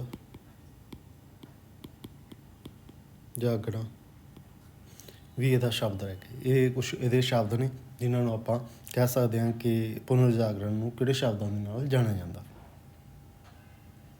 ਪੁਨਰ ਜਾਗਰਣ ਦੀ ਆਪਾਂ ਗੱਲ ਕਰਦੇ ਹਾਂ ਜੀ ਕਿਹੜੇ ਕਿਹੜੇ ਸਮੇਂ ਦੇ ਦੌਰਾਨ ਰਿਹਾ ਗਾ, ਉਸ ਦੀ ਗੱਲ ਕਰਦੇ ਹਾਂ, ਮਾੜੀ ਜੀ ਨਜ਼ਰ ਕਰਦੇ ਹਾਂ। ਯੂਰਪ ਦੇ ਵਿੱਚ ਜੀ ਇਹ 1300 ਤੋਂ ਲੈ ਕੇ 1600 ਤੱਕ, ਕਹਿ ਲਓ ਜੀ 13ਵੀਂ ਸਦੀ ਤੋਂ ਲੈ ਕੇ 16ਵੀਂ ਸਦੀ ਤੱਕ ਦੇ ਰਿਹਾ ਜੀ। ਠੀਕ ਹੈ। ਕੁਝ ਇਤਿਹਾਸਕਾਰ ਇਹਨੂੰ 14 ਤੋਂ 17 ਵੀ ਕਹਿ ਦਿੰਦੇ ਆ ਜੀ। ਠੀਕ ਹੈ ਜੀ। ਸਮਾਂ ਉਹੀ 300 ਸਾਲਾਂ ਦਾ ਜਿਹੜਾ ਹੈਗਾ ਗਾ ਉਹੀ ਰਿਹਾ ਗਾ। ਇੱਥੇ ਕੀ ਹੁੰਦੇ ਜੀ, ਸੱਭਿਆਚਾਰਕ ਤਰੱਕੀ ਹੁੰਦੀ ਹੈ। ਇਹ ਸੱਭਿਆਚਾਰਕ ਤਰੱਕੀ ਨੂੰ ਕੀ ਕਿਹਾ ਗਾ, ਪੁਨਰ ਜਾਗਰਣ, ਜਿਸ ਦੇ ਸਿੱਟੇ ਵਜੋਂ ਜੀਵਨ ਦੇ ਹਰ ਖੇਤਰ ਵਿੱਚ ਨਵੀਂ ਚੇਤਨਾ, ਭਾਵ ਲੋਕਾਂ ਦੀ ਹਰ ਪੱਖ ਤੋਂ ਨਵੇਂ ਸੁਚੇਤ ਹੋ ਕੇ ਅੱਗੇ ਆ ਰਹੇ ਸੀਗੇ। ਇਹ ਲਹਿਰ ਸਿਰਫ ਪੁਰਾਣੇ ਵਿਗਿਆਨ, ਕਹਿ ਲਓ ਜੀ ਗਿਆਨ ਦੀ ਮੁਕਤੀ ਤੱਕ ਸੀਮਿਤ ਨਹੀਂ ਸੀਗੀ। ਉਹ ਕਹਿੰਦੇ ਨਵਾਂ ਗਿਆਨ, ਕਹਿ ਲਓ ਜੀ ਨਵਾਂ ਗਿਆਨ ਤੱਕ ਨਹੀਂ ਸੀਮਿਤ ਹੋ ਕੇ ਰਹਿ ਗਏ ਜੀ ਇਹ। ਠੀਕ ਹੈ। ਬਲਕਿ ਇਹ ਕਲਾ, ਸਾਹਿਤ, ਵਿਗਿਆਨ ਹਰ ਇੱਕ ਖੇਤਰ ਦੇ ਵਿੱਚ, ਭਾਵ ਜਦੋਂ ਵੀ ਆਪਾਂ ਅੱਗੇ ਕਿਤੇ ਅੰਦੋਲਨ ਦੀ ਗੱਲ ਕਰਦੇ ਹਾਂ, ਕਿਸੇ ਇੱਕ ਖੇਤਰ ਦੇ ਵਿੱਚ ਕੋਈ ਅੰਦੋਲਨ ਆਉਂਦਾ, ਬਾਕੀ ਸਾਰੇ ਖੇਤਰ ਉਹ ਤੋਂ ਅਲੱਗ ਰਹਿ ਜਾਂਦੇ ਆ। ਵਿੱਚ ਕਹਿ ਲਗੇ ਜੀ ਹਰ ਵਿਗਿਆਨ ਦੇ ਖੇਤਰ ਵਿੱਚ ਵੀ ਨਵੇਂ ਪ੍ਰਯੋਗ ਕੀਤੇ ਗਏ, ਨਵੀਆਂ ਖੋਜਾਂ ਹੋਈਆਂ, ਗਿਆਨ ਦੀ ਪ੍ਰਾਪਤ ਕਰਨ ਦੇ ਨਵੇਂ ਰਾਹ ਲੱਭੇ ਗਏ। ਹੁਣ ਇਹ ਖੇਤਰ ਦੇ ਵਿੱਚ ਕੀ ਹੋ ਗਿਆ ਜੀ, ਗਿਆਨ, ਭਾਵ ਇਨਸਾਨ ਗਿਆਨ ਕਿਵੇਂ ਪ੍ਰਾਪਤ ਕਰ ਸਕਦਾ। ਠੀਕ ਹੈ ਜੀ। ਧਰਮ ਦੀ ਗੱਲ ਹੋ ਰਹੀ ਸੀਗੀ, ਧਰਮ ਤੋਂ ਜਕੜੇ ਹੋਏ ਸੀਗੇ, ਉਦੋਂ ਬਿਨਾਂ ਉਹ ਕਹਿ ਰਹੇ ਸੀ ਗਿਆਨ ਹੋਰ ਕਿਵੇਂ ਹਾਸਲ ਕਰ ਸਕਦਾ, ਉਸ ਦੇ ਬਾਰੇ ਇਹ ਵਿਚਾਰ ਚਰਚਾ ਹੋ ਰਹੀ ਸੀ। ਨਵੀਆਂ ਖੋਜਾਂ ਹੋ ਰਹੀਆਂ ਸੀ ਜੀ। ਠੀਕ ਹੈ ਜੀ। ਉਹ ਨਵੀਆਂ ਖੋਜਾਂ ਦੇ ਬਾਰੇ ਆਪਾਂ ਗੱਲ ਕਰਾਂਗੇ। ਪੁਨਰ ਜਾਗਰਣ ਲਹਿਰ ਹੈ ਜਿਹੜੀ, ਉਸ ਦੇ ਆਪਾਂ ਥੋੜ੍ਹੀ ਜਿਹੀ ਗੱਲ ਕਰਦੇ ਹਾਂ ਇਸ ਤੋਂ ਅੱਗੇ ਜੀ। ਇਸ ਨੇ ਜਿਹੜਾ ਹੈਗਾ ਸੀ ਇਸ ਕੈਟਾਲੋਜੀ ਜਿਹੜੀ ਹੈਗੀ ਆ ਉਸ ਦੀ ਥਾਂ 'ਤੇ ਈਸ਼ਵਰਵਾਦ ਦੀ ਥਾਂ 'ਤੇ ਮਨੁੱਖਤਾਵਾਦ ਨੂੰ ਭਾਵ ਮੋਹਰੀ ਬਣਾ ਦਿੱਤਾ। ਇੱਥੇ ਕੀ ਹੋ ਗਿਆ ਜੀ, ਇਹ ਪੁਨਰ ਜਾਗਰਣ ਦੇ ਵਿੱਚ ਜੀ ਪਹਿਲਾਂ ਜਿਵੇਂ ਪੁਰਾਣੇ ਸਮੇਂ ਦੇ ਵਿੱਚ ਜਿਹੜਾ ਹੈਗਾ ਸੀ ਈਸ਼ਵਰ, ਰੱਬ, ਪਰਮਾਤਮਾ, ਠੀਕ ਹੈ ਜੀ, ਉਸ ਨੂੰ ਜਿਹੜਾ ਹੈਗਾ ਸੀਗਾ ਮੋਹਰੀ ਮੰਨਦੇ ਸੀ ਆਪਾਂ। ਠੀਕ ਹੈ। ਇਸ ਦੌਰ ਦੇ ਵਿੱਚ ਕੀ ਹੋ ਗਿਆ ਕਿ ਜਿਹੜਾ ਹੈਗਾ ਸੀਗਾ ਇਨਸਾਨ ਨੂੰ, ਠੀਕ ਹੈ, ਰੱਬ ਦੀ ਨਾਲੋਂ ਜ਼ਿਆਦਾ ਮਹੱਤਤਾ ਦੇਣ ਲੱਗ ਗਏ ਕਿ ਉਹ ਜਿਹੜਾ ਹੈਗਾ ਇਨਸਾਨ ਜ਼ਿਆਦਾ ਜ਼ਰੂਰੀ ਆ। ਠੀਕ ਹੈ। ਪੁਨਰ ਜਾਗਰਣ ਦੀ ਲਹਿਰ ਉਹ ਲਹਿਰ ਸੀ ਜਿਸ ਦੁਆਰਾ ਪੱਛਮ ਦੀਆਂ ਕੌਮਾਂ, ਪੱਛਮੀ ਦੇਸ਼ ਨੇ ਜਿਹੜੇ ਯੂਰਪ, ਆਧੁਨਿਕ ਯੁੱਗ ਦੇ ਵਿਚਾਰਾਂ, ਨਵੇਂ ਯੁੱਗ ਦੇ ਜਿਹੜੇ ਭਾਵ ਨਵਾਂ ਸਮਾਂ ਗਾ ਉਸ ਦੇ ਵਿਚਾਰਾਂ, ਜੀਵਨ ਸ਼ੈਲੀ ਨੂੰ ਅਪਣਾਉਣ ਲਈ ਮੱਧ ਯੁੱਗ ਤੋਂ ਬਾਹਰ ਆ ਗਏ। ਹੁਣ ਮੱਧ ਯੁੱਗ ਖਤਮ ਹੋ ਰਿਹਾ ਸੀ, ਉਹ ਤੋਂ ਬਾਹਰ ਆ ਗਏ ਜੀ। ਉਹਦੇ ਜਿਹੜੇ ਬੰਧਨ ਸੀ, ਭਾਵ ਜੋ ਧਰਮ ਦੀਆਂ ਕਹਿ ਲਈਏ ਜੀ, ਜੋ ਧਰਮ ਦੀਆਂ ਰੋਕਾਂ ਸੀ, ਧਰਮ ਨੇ ਉਹਨਾਂ ਨੂੰ ਆਪਦੇ ਬੰਧਨਾਂ 'ਚ ਬੰਨ੍ਹਿਆ ਹੋਇਆ ਸੀ, ਉਹ ਜਾਗਰਤੀ ਆ ਗਈ ਕਿ ਉਹ ਉਹਨਾਂ ਸਾਰੀਆਂ ਚੀਜ਼ਾਂ 'ਚੋਂ ਬਾਹਰ ਆ ਗਏ। ਯੂਰਪ ਦੇ ਵਾਸੀ ਭੂਗੋਲਿਕ, ਵਪਾਰਿਕ, ਸਮਾਜਿਕ, ਅਧਿਆਤਮਿਕ ਖੇਤਰਾਂ ਦੇ ਵਿੱਚ ਤਰੱਕੀ ਕਰਨ ਲੱਗ ਪਏ। ਯੂਰਪ ਦੀ ਗੱਲ ਕਰ ਰਹੇ ਹਾਂ ਜੀ ਆਪਾਂ ਸਪੈਸ਼ਲੀ, ਤਾਂ ਉਹ ਵੱਖ-ਵੱਖ ਖੇਤਰਾਂ ਦੇ ਵਿੱਚ ਉਹ ਤਰੱਕੀ ਕਰਨ ਲੱਗ ਜਾਂਦੇ ਆ ਜੀ। ਇਹ ਕਹਿ ਲਓ ਜੀ ਬਿਲਕੁਲ ਠੀਕ ਹੈ ਜੀ, ਬਿਲਕੁਲ ਨਵੀਂ ਪਹੁੰਚ, ਆਦਰਸ਼, ਉਮੀਦ ਹਰ ਖੇਤਰ ਦੇ ਵਿੱਚ ਦੇਖੀ ਜਾ ਸਕਦੀ ਸੀ। ਕਹਿ ਲਓ ਜੀ ਹਰ ਖੇਤਰ ਦੇ ਵਿੱਚ ਭਾਵ ਪੁਨਰ ਜਾਗਰਣ ਹੋਇਆ ਗਾ। ਸਾਹਿਤ, ਕਲਾ, ਦਰਸ਼ਨ, ਠੀਕ ਹੈ ਜੀ, ਵਣਜ, ਵਪਾਰ, ਸਮਾਜ, ਰਾਜਨੀਤੀ, ਧਰਮ ਉੱਤੇ ਵੀ ਇਹਦਾ ਕਹਿ ਲਓ ਜੀ ਪ੍ਰਭਾਵ ਪਿਆ, ਅਤੇ ਕਹਿ ਲਓ ਜੀ ਉਸਦੀ ਜੋ ਪਕੜ ਸੀਗੀ ਉਸ ਨੂੰ ਉਹ ਖਤਮ ਕਰ ਦਿੰਦੇ ਆ ਇਹ ਜਾਗਰਣ ਦੇ ਦੁਆਰਾ। ਇਸ ਪ੍ਰਕਾਰ ਪੁਨਰ ਜਾਗਰਣ ਇੱਕ ਬੌਧਿਕ ਲਹਿਰ ਸੀ, ਠੀਕ ਹੈ। ਬੌਧਿਕ ਲਹਿਰ ਦਾ ਨਾਂ ਦਿੰਦੇ ਜੋ ਰੋਮ, ਜਿਹਨੂੰ ਆਪਾਂ ਰੋਮਨ ਬੋਲਦੇ ਨੇ ਜੀ, ਯੂਨਾਨ ਜਿਹਨੂੰ ਆਪਾਂ ਗਰੀਕ ਬੋਲਦੇ ਹਾਂ ਜੀ, ਠੀਕ ਹੈ, ਉਹਦੀ ਪ੍ਰਾਚੀਨ ਸੱਭਿਆਚਾਰ ਨੂੰ ਮੁੜ ਤੋਂ ਕਹਿ ਲਓ ਜੀ ਸੁਰਜੀਤ ਕਰਦੀ ਹੈ ਜੀ। ਜਿਹੜਾ ਪੁਰਾਣਾ ਸੱਭਿਆਚਾਰ ਹੈ ਗਰੀਕ ਦਾ, ਯੂਨਾਨ ਦਾ, ਉਸ ਨੂੰ ਮੁੜ ਤੋਂ ਕਹਿ ਲਓ ਜੀ ਜਿਉਂਦਾ ਕਰਦੇ ਆ, ਭਾਵ ਉਹਦੇ ਸੱਭਿਆਚਾਰ ਸੀ ਜੋ ਅਮੀਰ ਵਿਰਸਾ ਸੀ ਉਸ ਦੀ ਗੱਲ ਕਰਦੇ ਆ। ਯੂਨਾਨ ਦੇ ਦੱਖਣ ਪੂਰਬੀ ਕਹਿ ਲਓ ਜੀ ਯੂਰਪ ਮਹਾਂਦੀਪ ਵਿੱਚ ਸਥਿਤ ਇੱਕ ਦੇਸ਼ ਹੈ ਜੀ, ਜਿਹੜੀ ਰਾਜਧਾਨੀ ਸੀਗੀ, ਠੀਕ ਹੈ ਜੀ, ਕਿਹੜੀ ਸੀਗੀ ਰਾਜਧਾਨੀ ਜੀ, ਤੁਸੀਂ ਮਾੜਾ ਜਿਹਾ ਦੱਸਿਓ। ਐਥਨਸ, ਜਿੱਥੋਂ ਖੇਡਾਂ ਸ਼ੁਰੂ ਹੁੰਦੀਆਂ ਜੀ, ਠੀਕ ਹੈ, ਐਥਨ, ਉਸ ਦੀ ਗੱਲ ਕਰਦੇ ਹਾਂ ਜੀ ਆਪਾਂ, ਠੀਕ ਹੈ। ਉਸ ਦੇ ਕਹਿ ਲਓ ਜੀ ਗੱਲ ਕਰਦੇ ਹਾਂ ਭੂਮੱਧ ਸਾਗਰ ਉੱਤਰ ਅਤੇ ਪੂਰਬ ਦੇ ਵਿੱਚ ਸਥਿਤ ਟਾਪੂਆਂ ਦਾ ਇੱਕ ਸਮੂਹ ਹੈ। ਬਹੁਤ ਸਾਰੇ ਟਾਪੂ ਨੇ ਜੀ ਉੱਥੇ, ਕਿਹੜੇ ਭੂਮੱਧ ਸਾਗਰ ਹੈ ਉਹਦੇ ਉੱਤਰ ਵਿੱਚ ਅਤੇ ਪੂਰਬ ਦੇ ਵਿੱਚ। ਯੂਨਾਨੀ ਲੋਕ ਇਸ ਟਾਪੂ 'ਤੇ ਕਈ ਖੇਤਰਾਂ ਦੇ ਵਿੱਚੋਂ ਆ ਗਏ ਜੀ। ਕਿੱਥੋਂ ਆ ਗਏ ਹੈ ਜੀ, ਜਿਵੇਂ ਤੁਰਕੀ ਦੇਸ਼ ਤੋਂ ਆ ਗਿਆ ਜੀ, ਕੋਈ ਮਿਸਰ ਤੋਂ ਆ ਗਿਆ, ਕੋਈ ਪੱਛਮੀ ਯੂਰਪ ਤੋਂ ਆ ਗਿਆ। ਜਿੱਥੇ ਵੀ ਆ ਕੇ ਇਹ ਅੱਜ ਵੀ ਜਿਹੜੀ ਹੈਗੀ ਹੈ ਗਿਣਤੀ ਮੌਜੂਦ ਹੈ, ਇਹਨਾਂ ਦੀ ਦੇਖੀ ਜਾ ਸਕਦੀ ਹੈ। ਇਹ ਕਹਿਣਾ ਕਰ ਗਏ ਜੀ, ਆਪਾਂ ਗੱਲ ਕਰ ਲਈਏ ਜੀ, ਇਹ ਪੁਨਰ ਜਾਗਰਣ ਦੀ 14ਵੀਂ 15ਵੀਂ, ਠੀਕ ਹੈ ਜੀ, 16ਵੀਂ ਸਦੀ ਦੇ ਵਿੱਚ ਇਹ ਯੂਰਪ ਦੇ ਵਿੱਚ ਕਹਿ ਲਓ ਜੀ ਚਿੰਤਨ, ਸਾਹਿਤ, ਕਲਾ ਅਤੇ ਸਥਾਈ ਰੁਝਾਨਾਂ ਦੀ ਤੀਬਰਤਾ ਪੈਦਾ ਕਰਦਾ ਗਾ। ਆਪਾਂ ਜਿਹੜਾ ਕਾਲ ਕਰ ਰਹੇ ਹਾਂ ਜੀ, ਕਈ ਵਾਰ ਆਪਾਂ ਪਹਿਲੇ ਗੱਲ ਕਰ ਚੁੱਕੇ ਸੀ। ਕੁਛ ਇਹਨੂੰ 13ਵੀਂ ਸਦੀ ਤੋਂ ਮੰਨਦੇ ਆ, ਕੁਛ ਇਹਨੂੰ 14ਵੀਂ ਸਦੀ ਤੋਂ 14 ਤੋਂ 17 ਮੰਨ ਲੈਂਦੇ ਆ, ਕੁਛ ਇਹਨੂੰ 13 ਤੋਂ 16 ਮੰਨ ਲੈਂਦੇ ਆ। ਇਹ ਇਹਦਾ ਜਾਗਰਤੀ ਦਾ ਕਹਿ ਲਓ ਜੀ ਕਾਲ ਮੰਨਿਆ ਜਾਂਦਾ। ਪੁਨਰ ਜਾਗਰਣ ਦੇ ਬਾਰੇ ਆਪਾਂ ਅੱਗੇ ਹੋਰ ਕੁਛ ਗੱਲ ਕਰਦੇ ਹਾਂ ਜੀ, ਵੱਖ-ਵੱਖ ਪੱਖਾਂ ਤੋਂ। ਜਿਹੜਾ ਪੁਨਰ ਜਾਗਰਣ ਸ਼ੁਰੂ ਦੇ ਵਿੱਚ ਕਿੱਥੇ ਹੋਇਆ ਸੀਗਾ, ਇਟਲੀ ਦੇ ਵਿੱਚ ਜੀ। ਇਟਲੀ ਵਪਾਰੀ ਸੀਗੇ ਜੋ, ਠੀਕ ਹੈ, ਵਪਾਰ ਕਰਨ ਆਉਂਦੇ ਸੀ। ਵਪਾਰ ਕਾਰਨ ਉਹ ਯੂਰਪ ਦੇ ਜ਼ਿਆਦਾਤਰ ਦੌਲਤ ਨੂੰ ਕਿੱਥੇ ਲਿਜਾ ਰਹੇ ਸੀਗੇ ਜੀ, ਇਟਲੀ ਦੇ ਵਿੱਚ ਲਿਜਾ ਰਹੇ ਸੀ, ਠੀਕ ਹੈ। ਕਿੱਥੇ ਇਕੱਠੀ ਹੋ ਰਹੀ ਸੀਗੀ, ਇਟਲੀ ਦੇ ਵਿੱਚ, ਕਿਉਂਕਿ ਵਪਾਰ ਕਰਨ ਵਾਲਾ ਇਨਸਾਨ ਕੋਈ ਵੀ ਹੈ ਉਹ ਆਪਦੀ ਦੌਲਤ ਆਪਣੇ ਕੋਲ ਹੀ ਇਕੱਠੀ ਕਰੇਗਾ, ਠੀਕ ਹੈ। ਇਸ ਦੀ ਸਰਪ੍ਰਸਤੀ ਦੇ ਕਾਰਨ ਗਿਆਨ ਦੀ ਉੱਨਤੀ ਹੋਈ ਜੀ। ਜਦੋਂ ਕੋਈ ਸਰਪ੍ਰਸਤੀ ਕਰੂਗਾ ਉਹਨੂੰ ਗਿਆਨ ਵੀ ਹੋਊਗਾ, ਗਿਆਨ ਦਾ ਵਿਕਾਸ ਵੀ ਹੋਊਗਾ। ਇਹਦੀ ਚਿੰਗਿਆੜੀ ਕਿਹੜੇ ਦੇਸ਼ਾਂ ਦਾ, ਭਾਵ ਗਿਆਨ ਕਿਹੜੇ ਦੇਸ਼ਾਂ ਦੇ ਵਿੱਚ ਫੈਲਦਾ ਗਾ, ਜਰਮਨੀ, ਫਰਾਂਸ, ਇੰਗਲੈਂਡ, ਠੀਕ ਹੈ ਜੀ। ਇਹ ਆਪਾਂ ਯੂਰਪ ਦੀ ਗੱਲ ਕਰ ਰਹੇ ਹਾਂ ਮੱਧ ਯੁੱਗ ਦੇ ਵਿੱਚ, ਠੀਕ ਹੈ ਜੀ। 13ਵੀਂ ਸਦੀ ਤੋਂ ਆਪਾਂ ਗੱਲ ਕਰ ਰਹੇ ਹਾਂ ਜੀ 16ਵੀਂ ਸਦੀ, ਠੀਕ ਹੈ, ਚਾਹੇ 14ਵੀਂ ਸਦੀ ਤੋਂ ਆਪਾਂ ਬੋਲ ਗਏ 17ਵੀਂ ਸਦੀ ਤੱਕ, 1300 ਤੋਂ ਲੈ ਕੇ 1600, 1400 ਤੋਂ ਲੈ ਕੇ 1700 ਤੱਕ ਦੇ ਸਮੇਂ ਦੀ ਗੱਲ ਕਰ ਰਹੇ ਹਾਂ। ਉਦੋਂ ਪੁਨਰ ਜਾਗਰਣ ਦਾ ਸਭ ਤੋਂ ਵੱਡਾ ਕਾਰਨ ਸੀ ਉਭਾਰ ਆਉਂਦਾ ਗਾ। ਇਸ ਦੇ ਕਾਰਨ ਸ਼ਹਿਰ ਕਈ ਨਵੇਂ ਬਣਦੇ ਆ, ਉੱਭਰਦੇ ਆ ਅਤੇ ਉਹ ਤਰੱਕੀ ਕਰਦੇ ਆ, ਉਹਨਾਂ ਦੀ ਮਹੱਤਤਾ ਵੀ ਵੱਧ ਜਾਂਦੀ ਹੈ। ਵਪਾਰੀਆਂ ਦਾ ਉਦੇਸ਼ ਜਾਗੀਰਦਾਰੀ ਪ੍ਰਥਾ, ਇਸ ਦੇ ਆਦਰਸ਼ਵਾਦੀ ਜੋ ਸਮਰਥਕ ਸੀਗੇ ਚਰਚ ਵਾਲਿਆਂ ਨਾਲ, ਭਾਵ ਚਰਚ ਦੇ ਤੁਸੀਂ ਗੱਲ ਕਰਦੇ ਹੋ ਜੀ, ਯੂਰਪ ਦੀ ਗੱਲ ਕਰ ਰਹੇ ਹਾਂ ਤਾਂ ਇੱਥੇ ਚਰਚ ਹੈ, ਠੀਕ ਹੈ। ਇਹਨਾਂ ਦੇ ਹੁੰਦੇ ਆ ਮੁੱਖ ਕੌਣ, ਪਾਦਰੀ, ਠੀਕ ਹੈ। ਉਹਨਾਂ ਨਾਲ ਲੜਨਾ ਸੀਗਾ, ਲੋਕ ਵਿਸ਼ਵਾਸ ਦੇ ਆਧਾਰ 'ਤੇ ਹਰ ਪ੍ਰਕਾਰ ਦੀ ਪ੍ਰਾਚੀਨ ਰੀਤੀ ਰਿਵਾਜ਼ਾਂ ਦਾ ਪਾਲਣ ਕਰਨਾ ਸੀ। ਇਕੱਲਾ ਲੜਨਾ ਨਹੀਂ ਸੀ, ਉਹ ਕਹਿੰਦੇ ਜੀ ਜਿਹੜੇ ਪ੍ਰਾਚੀਨ ਰੀਤੀ ਰਿਵਾਜ਼ ਆ ਆਪਾਂ ਉਹਨਾਂ ਦਾ ਪਾਲਣ ਵੀ ਕਰਨਾ। ਜੋ ਉਹਨਾਂ ਦੇ ਵਿੱਚ ਦੋਸ਼ ਸੀਗੇ ਜੀ ਪਾਦਰੀਆਂ ਦੇ ਵਿੱਚ, ਉਹਨਾਂ ਨੂੰ ਦੂਰ ਕਰਨੇ ਸੀ। ਪਰ ਉਹ ਕਹਿ ਰਹੇ ਸੀ ਕਿ ਜਿਹੜੇ ਸਾਡੇ ਪ੍ਰਾਚੀਨ ਰੀਤੀ ਰਿਵਾਜ਼ ਹੈ ਉਹ ਅਸੀਂ ਛੱਡਣੇ ਨਹੀਂ ਹੈ, ਉਹਨਾਂ ਦਾ ਵਿਰੋਧ ਵੀ ਕਰਨਾ, ਅਸੀਂ ਪ੍ਰਾਚੀਨ ਜਿਹੜੇ ਰੀਤੀ ਰਿਵਾਜ਼ ਉਹ ਵੀ ਰੱਖਣੇ ਆ। ਹੁਣ ਹਰ ਵਸਤੂ ਅਤੇ ਸੰਸਥਾ ਨੂੰ ਸ਼ੱਕ ਦੀ ਨਿਗਾਹ ਨਾਲ ਵੇਖਣ ਲੱਗ ਗਏ ਸੀ, ਕਿਉਂਕਿ ਜਿਨ੍ਹਾਂ ਦਾ ਕੰਟਰੋਲ ਪਾਦਰੀਆਂ ਦੇ ਕੋਲ ਸੀ ਤਾਂ ਉਹ ਕੁਦਰਤੀ ਗੱਲ ਹੈ ਕਿ ਉਹ ਦੇਖਣ ਲੱਗ ਪਏ ਸ਼ੱਕ ਦੀ ਨਿਗਾਹ ਨਾਲ ਵੀ ਇਹ ਸਹੀ ਤਰੀਕੇ ਨਾਲ ਕੰਮ ਕਰ ਰਹੇ ਆ ਜਾਂ ਨਹੀਂ ਕਰ ਰਹੇ। ਪੁਨਰ ਜਾਗਰਣ ਦੇ ਬਾਰੇ ਆਪਾਂ ਅੱਗੇ ਗੱਲ ਕਰਦੇ ਹਾਂ। ਅਸੀਂ ਉਸਦੀ ਜਿਹੜੀ ਚੰਗਿਆਈ ਹੈ, ਠੀਕ ਹੈ, ਬੁਰਾਈ ਦੇ ਬਾਰੇ ਬਹਿਸ ਹੋਣ ਲੱਗ ਪਈ। ਠੀਕ ਹੈ, ਪਾਦਰੀ ਜਿਹੜੇ ਸੀਗੇ ਜੀ ਉਹਨਾਂ ਦੇ ਚੰਗੇ ਅਤੇ ਮਾੜੇ ਕੰਮਾਂ ਦੀ ਬਹਿਸ ਹੋਣੀ ਕੁਦਰਤੀ ਗੱਲ ਸੀ। ਜਦੋਂ ਜਾਗਰਤੀ ਆਊਗੀ, ਲੋਕਾਂ ਦੇ ਵਿੱਚ ਗਿਆਨ ਆਊਗਾ, ਠੀਕ ਹੈ, ਗਿਆਨ ਆਏਗਾ ਤਾਂ ਉਹ ਚੰਗੇ ਮਾੜੇ ਦੀ ਗੱਲ ਕਰਨਗੇ ਜੀ, ਤਰਕ ਦੇ ਨਾਲ ਗੱਲ ਕਰਨਗੇ।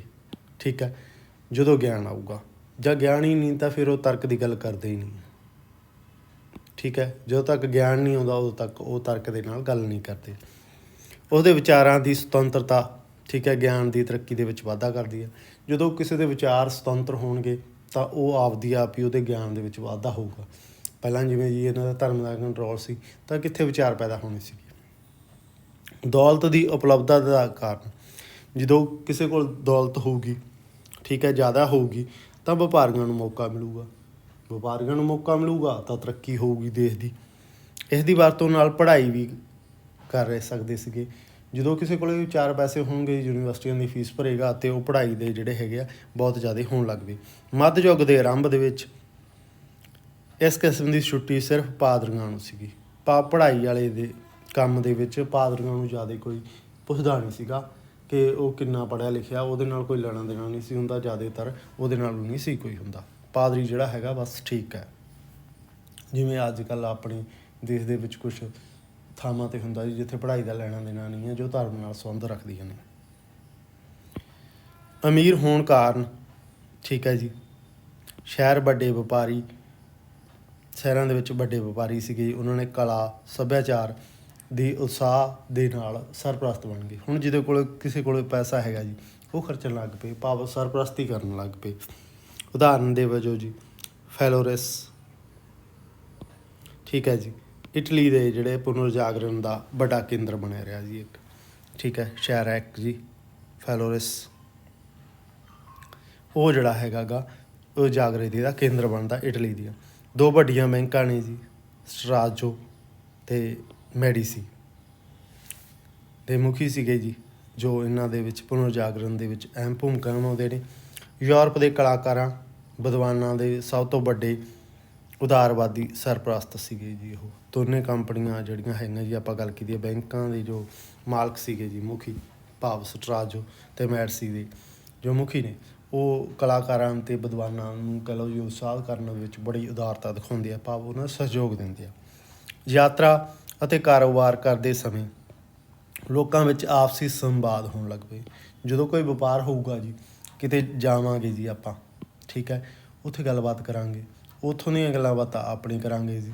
ਇਹ ਜਿਹੜਾ ਆਪਸ ਵਿੱਚ ਗੱਲਬਾਤ ਹੋਣ ਲੱਗ ਪਈ, ਇਹਦੇ ਨਾਲ ਕੀ ਹੋ ਗਿਆ ਜੀ, ਵਿਚਾਰਾਂ ਦਾ ਆਦਾਨ ਪ੍ਰਦਾਨ, ਭਾਵ ਗਿਆਨ ਦਾ ਜਿਹੜਾ ਹੈਗਾ ਸੀ, ਵਿਚਾਰਾਂ ਦਾ ਭਾਵ ਆਉਣ ਜਾਣ ਹੋ ਗਿਆ, ਆਦਾਨ ਅਤੇ ਪ੍ਰਦਾਨ ਹੋਣ ਲੱਗ ਪਏ। ਸਿੱਖਣ ਲੱਗ ਗਏ ਕੁਛ ਨਾ ਕੁਛ, ਗਿਆਨ ਦਾ ਵਿਕਾਸ ਹੋਇਆ ਅਤੇ ਇਸ ਦੇ ਨਾਲ ਜਿਹੜੀ ਹੈਗੀ ਆ ਪੁਨਰ ਜਾਗਰਣ ਨੂੰ ਜਿਹੜਾ ਹੈਗਾ ਗਾ ਹੁਲਾਰਾ ਮਿਲਦਾ। ਪੁਨਰ ਜਾਗਰਣ ਦੇ ਪੂਰਬ ਦੀ ਦੁਨੀਆ, ਪੂਰਬ ਕਿਹੜੇ ਨੇ ਜੀ, ਪੱਛਮ ਸੀਗੇ ਜੀ, ਉਹ ਪੱਛਮ ਦੇਸ਼ ਨੇ। ਤਾਂ ਪੂਰਬ ਸਾਈਡ ਕਿਹੜੇ ਆ ਗਏ, ਏਸ਼ੀਆ, ਆਪਾਂ ਆ ਗਏ ਜੀ ਪੂਰਬ ਸਾਈਡ। ਪੂਰਬ ਦੀ ਦੁਨੀਆ ਦੇ ਵਿੱਚ ਸੰਪਰਕ ਕਾਰਨ, ਆਪਣੇ ਦੇਸ਼ਾਂ ਦੇ ਨਾਲ ਸੰਪਰਕ ਕਾਰਨ ਯੂਰਪ ਨੂੰ ਜਿਹੜਾ ਹੈਗਾ ਹੁਲਾਰਾ ਮਿਲਦਾ ਗਾ, ਹੁੰਗਾਰਾ ਮਿਲਦਾ ਗਾ, ਭਾਵ ਉਤਸ਼ਾਹ ਮਿਲਦਾ ਜਾਗਰਣ ਦੇ ਲਈ। ਭਾਰਤ ਵਿੱਚ ਅਤੇ ਗਰੀਸ, ਜਿਵੇਂ ਭਾਰਤ ਦਾ ਨਾਮ ਆਉਂਦਾ ਜੀ, ਗਰੀਸ, ਠੀਕ ਹੈ, ਯੂਨਾਨ ਦੇ ਪ੍ਰਾਚੀਨ ਗਿਆਨ ਨੂੰ ਸਿੱਖ ਕੇ ਨਵੀਂ ਸਭਿਅਤਾ ਦਾ ਵਿਕਾਸ ਹੁੰਦਾ। ਜਿਵੇਂ ਭਾਰਤ ਦੀ ਪ੍ਰਾਚੀਨ ਹੜੱਪਾ ਸਭਿਅਤਾ ਦੀ ਗੱਲ ਕਰਦੇ ਹਾਂ ਜੀ ਆਪਾਂ, ਠੀਕ ਹੈ, ਮਿਸਰ ਦੀ ਜਿਹੜੀ ਸਭਿਅਤਾ ਸੀਗੀ ਜੀ ਉਸ ਦੀ ਗੱਲ ਕਰਦੇ ਹਾਂ ਜੀ, ਯੂਨਾਨ ਨਾਲ ਸੰਬੰਧਿਤ ਹੈਗੀ ਆ। ਉਸ ਤੋਂ ਬਿਨਾਂ ਜੀ ਚੀਨ ਦੀ ਸਭਿਅਤਾ ਰਹੀ ਹੈ ਜੀ ਪੁਰਾਣੀ ਕਿੰਨੀ, ਠੀਕ ਹੈ। ਇਹ ਸਭਿਅਤਾ ਦੇ ਸੰਪਰਕ ਦੇ ਵਿੱਚ ਜੋ ਪੂਰਬ ਸਾਈਡ ਦੇ ਦੇਸ਼ ਨੇ ਜੀ, ਉਹਨਾਂ ਦੇ ਸੰਪਰਕ ਦੇ ਵਿੱਚ ਆਉਣ ਦੇ ਨਾਲ ਇਹ ਯੂਨਾਨ ਵਾਲਿਆਂ ਨੂੰ ਥੋੜ੍ਹਾ ਜਿਹਾ ਭਾਵ ਉਤਸ਼ਾਹ ਮਿਲਦਾ ਪ੍ਰਾਚੀਨ ਜਿਹੜੀਆਂ ਸਭਿਅਤਾਵਾਂ ਨੇ ਉਹਨਾਂ ਤੋਂ ਵਿਕਾਸ ਲੈ ਕੇ ਜੀ। ਪੱਛਮ ਦੇ ਵਿੱਚ ਸਪੇਨ ਦੀ ਰਾਜਧਾਨੀ ਹੈ ਜੀ ਕਾਰਾਡੋਬਾ, ਜੋ 13ਵੀਂ ਸਦੀ ਵਿੱਚ ਇਸ ਸਭਿਅਤਾ ਦਾ ਮੁੱਖ ਕੇਂਦਰ, ਕਿਹੜੀ ਸਭਿਅਤਾ ਦੀ ਗੱਲ ਕਰ ਰਹੇ ਹਾਂ ਜੀ, ਠੀਕ ਹੈ ਜੀ, ਜਿਹੜਾ ਪੁਰਾਣੇ ਸਮੇਂ ਦੇ ਵਿੱਚ ਜੋ ਪ੍ਰਾਚੀਨ ਸਭਿਅਤਾ ਸੀਗੀ ਉਸ ਦਾ ਮੁੱਖ ਕੇਂਦਰ ਬਣ ਜਾਂਦੀ ਹੈ, ਭਾਵ ਪੁਨਰ ਜਾਗਰਣ ਦਾ। ਅਰਬਾਂ ਦੇ ਸੰਪਰਕ, ਅਰਬ ਦੇਸ਼ਾਂ ਦੇ ਨਾਲ ਸੰਪਰਕ ਕਾਰਨ ਕੀ ਆ, ਸਪੈਨਸਾਂ ਨੂੰ ਭਾਰਤੀ ਗਣਿਤ, ਭਾਰਤ ਦੇ ਗਣਿਤ ਦੀ ਆਪਾਂ ਜ਼ੀਰੋ ਦੀ ਖੋਜ ਦੀ ਗੱਲ ਕਰਦੇ ਹਾਂ ਜੀ। ਆਰੀਆ ਭੱਟ ਹੋਰ ਜਿਹੜੀਆਂ ਖੋਜਾਂ ਨੇ ਉਹਨਾਂ ਦੇ ਪੁਰਾਣੇ ਸਮੇਂ ਦੇ ਵਿੱਚ ਜੋ ਖੋਜਾਂ ਹੋਈਆਂ ਜੀ ਉਹਨਾਂ ਦੇ ਬਾਰੇ ਅਰਬਾਂ ਦੇ ਸੰਪਰਕ ਦੇ ਵਿੱਚ ਆ ਗਏ ਜੀ। ਜਦੋਂ ਪੱਛਮ ਵਾਲੇ ਇੱਧਰ ਨੂੰ ਆ ਗਏ, ਠੀਕ ਹੈ, ਪੂਰਬ ਸਾਈਡ ਨੂੰ, ਆਪਣੀ ਸਾਈਡ ਨੂੰ ਅਰਬ ਦੇਸ਼ ਆ ਗਏ ਜੀ। ਫਿਰ ਸਪੈਨਸ ਹੋ ਗਏ ਜੀ। ਸਪੈਨਸ ਜਿਹੜੇ ਹੈਗੇ ਸੀ ਉਹਨਾਂ ਨੂੰ ਭਾਰਤੀ ਗਣਿਤ ਭਾਵ ਮੈਥ ਦੀ ਜਾਣਕਾਰੀ ਹੋ ਗਈ, ਠੀਕ ਹੈ ਜੀ। ਪੁਰਾਣੇ ਗਿਆਨ, ਯੂਨਾਨੀ ਦਰਸ਼ਨ ਦਾ ਗਿਆਨ ਕੀਤਾ ਜੀ ਉਹਨਾਂ ਨੇ। ਅਰਬਾਂ ਤੋਂ ਪ੍ਰਾਪਤ ਗਿਆਨ ਨੂੰ ਉਧਾਰ ਬਣਾ ਕੇ ਲੈਂਦੇ ਆ ਜੀ ਉਹ। ਯੂਰਪ ਦੇ ਵਿਦਵਾਨਾਂ ਨੇ ਕੀ ਕੀਤਾ ਜੀ, ਅਰਸਤੂ ਦੇ ਦਰਸ਼ਨ ਸ਼ਾਸਤਰ, ਫਿਲਾਸਫੀ ਦਾ ਅਧਿਐਨ ਕੀਤਾ ਜੀ। ਉਹਨਾਂ ਨੇ ਵੱਧ ਤੋਂ ਵੱਧ ਜ਼ੋਰ ਦਿੱਤਾ ਉਹਨਾਂ ਨੇ ਫਿਲਾਸਫੀ 'ਤੇ। ਕਿਸੇ ਚੀਜ਼ ਨੂੰ ਸਮਝਣਾ ਤਾਂ ਉਹਦੀ ਫਿਲਾਸਫੀ ਕੀ ਆ ਉਹਦੇ ਬਾਰੇ ਜਾਣਕਾਰੀ ਕਰਦੇ ਆ ਜੀ। ਅਰਬੀ ਗਿਆਨ ਤੋਂ ਪ੍ਰਭਾਵਿਤ ਹੋ ਕੇ ਜੀ, ਉਹ ਅਰਬੀ ਜਿਹੜਾ ਹੈਗਾ ਸੀ, ਅਰਬ ਦੇਸ਼ਾਂ ਦੇ ਗਿਆਨ ਤੋਂ ਪ੍ਰਭਾਵਿਤ ਹੋ ਕੇ ਇੱਕ ਨਵੀਂ ਵਿਚਾਰ ਪ੍ਰਣਾਲੀ ਜਿਹੜੀ ਹੈਗੀ ਆ ਸ਼ੁਰੂ ਕਰਦੇ ਆ, ਜਿਸ ਨੂੰ ਜੀ ਪੰਡਤ ਗ੍ਰੰਥ ਵੀ ਕਿਹਾ ਜਾਂਦਾ ਹੈਗਾ। ਪੰਡਤ ਗ੍ਰੰਥ, ਪੰਡਤ ਜਿਹੜਾ ਹੈਗਾ ਗਾ ਪੰਥ ਵੀ ਕਿਹਾ ਜਾਂਦਾ ਹੈਗਾ। ਇਹ ਜਿਹੜੀ ਹੈਗੀ ਆ, ਕਿਉਂਕਿ ਪੰਡਤ ਆਪਣੇ ਦੇਸ਼ਾਂ ਦੇ ਵਿੱਚ ਸੀ, ਪੰਡਤ ਬੋਲਿਆ ਜਾਂਦਾ ਜੀ ਜਿਹੜਾ ਗਿਆਨ ਰੱਖਦਾ ਕਿਸੇ ਚੀਜ਼ ਦਾ, ਠੀਕ ਹੈ ਜੀ। ਇੱਕ ਵਿਸ਼ਾਲ ਸੰਗਠਿਤ ਵਿਗਿਆਨਕ ਵਿਚਾਰ ਪ੍ਰਣਾਲੀ ਬਣਾਈ ਗਈ ਹੈ ਜੀ। ਇਸੇ ਕਰਕੇ ਇੱਕ ਵਿਸ਼ਾਲ ਕਹਿ ਲਓ ਜੀ ਪ੍ਰਣਾਲੀ ਸੰਗਠਿਤ ਹੋ ਜਾਂਦੀ ਹੈ। ਗੱਲ ਕਰ ਰਹੇ ਹਾਂ ਜੀ 13ਵੀਂ ਸਦੀ ਦੇ ਵਿੱਚ ਮਸ਼ਹੂਰ ਚਿੰਤਕ ਹੈ ਜਿਹੜਾ, ਠੀਕ ਹੈ ਜੀ, ਚਿੰਤਨ ਕਰਦਾ ਜੀ ਰੋਜਰ, ਠੀਕ ਹੈ, ਉਸ ਦੀ ਗੱਲ ਕਰ ਰਹੇ ਹਾਂ ਜੀ। ਰੋਜਰ ਹੈ ਬੇਕਨ, ਠੀਕ ਹੈ, ਐਕਸਪੋਰਟ ਦੇ ਨਾਂ ਕਹਿ ਲਓ ਜੀ, ਐਕਸਪੋਰਟ ਦਾ ਵਸਨੀਕ ਸੀਗਾ। ਉਹ ਇਸ ਦਾ ਵਿਰੋਧ ਕਰਦਾ ਜੀ। ਕਿਸ ਚੀਜ਼ ਦਾ ਵਿਰੋਧ ਕਰਦਾ ਜੀ, ਜੋ ਕਹਿ ਲਓ ਜੀ ਫਿਲਾਸਫੀ ਸੀ ਅਰਸਤੂ ਦੀ, ਉਸ ਦਾ ਵਿਰੋਧ ਕਰਦਾ ਜੀ। ਉਹ ਕਹਿੰਦਾ ਗਾ, ਜਾਂ ਕਹਿੰਦਾ ਮੇਰਾ ਕਹਿੰਦਾ ਕਾਬੂ ਹੁੰਦਾ ਤਾਂ ਜੀ ਅਰਸਤੂ ਦੇ ਸਾਰੇ ਗ੍ਰੰਥਾਂ ਨੂੰ ਕਹਿੰਦਾ ਅੱਗ ਲਾ ਦਿੰਦਾ, ਠੀਕ ਹੈ ਜੀ, ਠੀਕ ਹੈ। ਅਤੇ ਕਿਉਂਕਿ ਇਸ ਦਾ ਅਧਿਐਨ ਕਰਨ ਭਾਵ ਇਹਨਾਂ ਚੀਜ਼ਾਂ ਨੂੰ ਪੜ੍ਹਨ ਦੇ ਬਾਰੇ ਦੇ ਨਾਲ ਜੋ ਸਮਾਂ ਬਰਬਾਦ ਹੁੰਦਾ ਹੈ ਅਤੇ ਹੋਰ ਗਲਤ ਜੋ ਵਿਚਾਰਧਾਰਾ ਦੇ ਉਭਾਰ ਕਾਰਨ ਅਗਿਆਨਤਾ ਵੱਧਦੀ ਹੈ। ਉਹਦਾ ਵਿਚਾਰ ਸੀ ਕਿ ਇਹ ਅਰਸਤੂ ਵਾਲੀ ਫਿਲਾਸਫੀ ਨੂੰ ਛੱਡ ਦਿਓ, ਭਾਵ ਇੰਨਾ ਸਮਾਂ ਵੇਸਟ ਕਰਾ ਰਿਹਾ ਜੀ ਉਹਦੇ 'ਤੇ, ਉਹਦੀ ਥਾਂ 'ਤੇ ਹੋਰ ਕੋਈ ਗੱਲ ਕਰਨੀ ਚਾਹੀਦੀ ਹੈ। ਬੇਕਨ ਨੇ ਕੀ ਕਿਹਾ ਸੀ, ਵਿਗਿਆਨਕ ਪ੍ਰਯੋਗਾਂ ਵਿੱਚ ਬਹੁਤ ਦਿਲਚਸਪੀ ਲੈਂਦਾ, ਭਾਵ ਉਹ ਕੀ ਕਰਦਾ ਕਿ ਜੋ ਬੇਕਨ ਹੈ ਵਿਗਿਆਨ ਨੂੰ ਕਹਿੰਦਾ ਅਹਿਮ ਕਹਿ ਲਓ ਜੀ, ਅਹਿਮਤ ਕਹਿ ਲਓ ਜੀ, ਉਹ ਵਿਗਿਆਨ ਨੂੰ ਕਹਿ ਲਓ ਜੀ, ਵਿਗਿਆਨ ਦੇ ਪ੍ਰਯੋਗਾਂ ਨੂੰ ਬਹੁਤ ਹੀ ਜ਼ਿਆਦਾ ਮਹੱਤਤਾ ਦਿੰਦਾ। ਇਸ ਸੰਬੰਧ ਵਿੱਚ ਉਸ ਦੇ ਸ਼ਬਦ ਹੈਗੇ ਜੀ, ਇੱਕ ਵਾਹਨ ਬਣਾਇਆ ਜਾ ਸਕਦਾ ਹੈ ਜੋ ਕਿਸੇ ਵੀ ਜਾਨਵਰ ਦੁਆਰਾ ਚਲਾਏ ਗਏ ਜੰਗੀ ਰਥਾਂ ਦੇ ਨਾਲ ਤੇਜ਼ੀ ਨਾਲ ਚੱਲ ਸਕਦਾ ਜੀ। ਖੋਜ ਦੀ ਗੱਲ ਕਰ ਰਿਹਾ ਜੀ, ਇੱਕ ਵਾਹਨ ਦੀ ਭਾਵ ਜਹਾਜ਼ ਦੀ ਗੱਲ ਕਰ ਰਿਹਾ। ਅਜਿਹੀ ਉੱਡਣ ਵਾਲੀ ਮਸ਼ੀਨ ਵੀ ਸੰਭਵ ਹੈ ਜਿਵੇਂ ਕਿ ਇਸ ਦੇ ਕੇਂਦਰ ਵਿੱਚ ਬੈਠ ਕੇ ਮਨੁੱਖ ਘੁੰਮਦਾ ਹੋਇਆ ਵਾਯੂਮੰਡਲ ਵਿੱਚ, ਠੀਕ ਹੈ ਜੀ, ਘੁੰਮਣਾ ਸ਼ੁਰੂ ਕਰ ਦਿੰਦਾ। ਫਿਰ ਉੱਡਣ ਵੇਲੇ ਪੰਛੀਆਂ ਦੇ ਵਾਂਗ ਨਕਲੀ ਖੰਭ ਨਾਲ ਲਹਿਰਾਉਂਦਾ, ਭਾਵ ਪੁਰਾਣੇ ਸਮੇਂ ਦੇ ਵਿੱਚ ਆਪਾਂ ਜਹਾਜ਼ ਦੀ ਖੋਜ ਦੀ ਗੱਲ ਕਰਦੇ ਹਾਂ ਨਾ, ਉਹ ਇਸੇ ਤਰ੍ਹਾਂ ਹੋਈ ਸੀ। ਬਾਅਦ ਵਿੱਚ ਬੇਕਨ ਦੇ ਸੁਪਨੇ ਨੂੰ ਸਾਕਾਰ ਹੋਈ, ਭਾਵ ਸੁਪਨੇ ਪੂਰੇ ਹੋ ਜਾਂਦੇ ਆ। ਸੜਕਾਂ 'ਤੇ ਚੱਲਣ ਵਾਲੀਆਂ ਕਾਰਾਂ ਪੈਦਾ ਹੋ ਗਈਆਂ ਜੀ। ਵਿਗਿਆਨ ਦੀ ਖੋਜ ਕਰਕੇ ਹਵਾਈ ਜਹਾਜ਼ਾਂ ਨੇ ਉੱਡਣਾ ਸ਼ੁਰੂ ਕਰ ਦਿੱਤਾ, ਜੋ ਉਹਨੇ ਸੋਚਿਆ ਸੀ, ਸੁਪਨਾ ਸੋਚਿਆ ਸੀ। ਪੁਨਰ ਜਾਗਰਣ ਇਸ ਵਿਦਿਅਕ ਅੰਦੋਲਨ ਨੂੰ ਕਹਿ ਲਓ ਜੀ ਬਹੁਤ ਹੀ ਉਤਸ਼ਾਹ ਮਿਲਦਾ ਗਾ। ਪੁਨਰ ਜਾਗਰਣ ਨੂੰ ਇਸ ਚੀਜ਼ ਨਾਲ ਭਾਵ ਲੋਕਾਂ ਦੇ ਐਜੂਕੇਸ਼ਨ ਮਿਲਣ ਨਾਲ ਬਹੁਤ ਜ਼ਿਆਦਾ ਉਹਨਾਂ ਨੂੰ ਪੁਨਰ ਜਾਗਰਣ ਜ਼ਿਆਦਾ ਫੈਲਦਾ, ਭਾਵ ਉਤਸ਼ਾਹ ਮਿਲਦਾ ਗਾ। ਯੂਰਪੀਅਨ ਪੁਨਰ ਜਾਗਰਣ ਲਈ ਦੋ ਚੀਜ਼ਾਂ ਦੀ ਅਣਹੋਂਦ ਵਿੱਚ ਅੱਗੇ ਵਧਣਾ ਅਸੰਭਵ ਸੀ। ਇੱਕ ਕਿਹੜੀਆਂ ਚੀਜ਼ਾਂ ਨੇ ਜਿਹੜੀਆਂ ਦੇ ਕਾਰਨ ਕਹਿ ਲਓ ਜੀ ਪੁਨਰ ਜਾਗਰਣ ਸੰਭਵ ਨਹੀਂ ਸੀਗਾ। ਇੱਕ ਤਾਂ ਹੈਗਾ ਜੀ ਕਾਗਜ਼ ਦੀ ਛਪਾਈ ਅਤੇ ਦੂਜਾ ਵਿਗਿਆਨਕ ਖੋਜਾਂ। ਕਾਗਜ਼ ਦੀ ਖੋਜ ਚੀਨ ਤੋਂ ਹੋਈ ਹੈ ਜੀ। ਚੀਨ ਤੋਂ ਬਹੁਤ ਸਾਰੀਆਂ ਖੋਜਾਂ ਹੋਈਆਂ ਨੇ ਜੀ। ਰੇਸ਼ਮ ਦੇ ਕੀੜੇ ਦੀ ਆਪਾਂ ਗੱਲ ਕਰਦੇ ਹਾਂ ਜੀ, ਸਿਲਕ ਭਾਵ ਉੱਥੋਂ ਪੈਦਾ ਹੋਇਆ। ਹੋਰ ਬਹੁਤ ਸਾਰੀਆਂ ਜੋ ਚੀਨ ਨੇ ਖੋਜ ਕੀਤੀ ਹੈ। ਅਰਬਾਂ ਨੇ ਕਾਗਜ਼ ਬਣਾਉਣਾ ਸਿੱਖ ਲਿਆ ਸੀਗਾ ਜੀ। ਫਿਰ ਸਪੇਨ ਦੇ ਰਾਹੀਂ ਪੱਛਮੀ ਯੂਰਪ ਤੱਕ ਸ਼ੁਰੂ ਹੋ ਜਾਂਦਾ ਗਾ। ਹੌਲੀ ਹੌਲੀ ਪਹਿਲਾਂ ਖੋਜ ਕਿੱਥੋਂ ਹੁੰਦੀ ਹੈ ਜੀ, ਕਾਗਜ਼ ਦੀ ਖੋਜ ਚੀਨ ਨੇ ਕੀਤੀ ਜੀ, ਫਿਰ ਅਰਬਾਂ ਨੇ ਕਾਗਜ਼ ਬਣਾਉਣਾ, ਫਿਰ ਸਪੇਨ, ਫਿਰ ਪੱਛਮ ਯੂਰਪ ਤੱਕ ਪਹੁੰਚ ਜਾਂਦੀ ਹੈ। ਇਟਲੀ ਫਿਰ ਕੀ ਕਰਦਾ ਜੀ, ਸਰਵੋਤਮ ਭਾਵ ਸਭ ਤੋਂ ਵਧੀਆ ਕਾਗਜ਼ ਤਿਆਰ ਕਰਨ ਲੱਗ ਜਾਂਦੇ, ਵਿਸ਼ਵ ਦੇ ਮੋਹਰੀ ਦੇਸ਼ਾਂ ਦੇ ਵਿੱਚ ਆ ਜਾਂਦੇ ਜੀ। 14ਵੀਂ ਸਦੀ ਵਿੱਚ ਜਰਮਨੀ ਵੀ ਕਾਗਜ਼ ਬਣਾਉਣ ਲੱਗ ਜਾਂਦਾ ਜੀ। ਕਾਗਜ਼ ਬੜਾ ਮਹੱਤਵ ਸੀ, ਅੱਜ ਵੀ ਆ ਕਿਤਾਬਾਂ ਜਿਹੜੀਆਂ ਨੇ ਕਾਗਜ਼ ਦੇ ਨਾਲ ਛਪਦੀਆਂ ਨੇ, ਤੁਸੀਂ ਸਾਰੇ ਦੇਖਦੇ ਹੋ ਜੀ।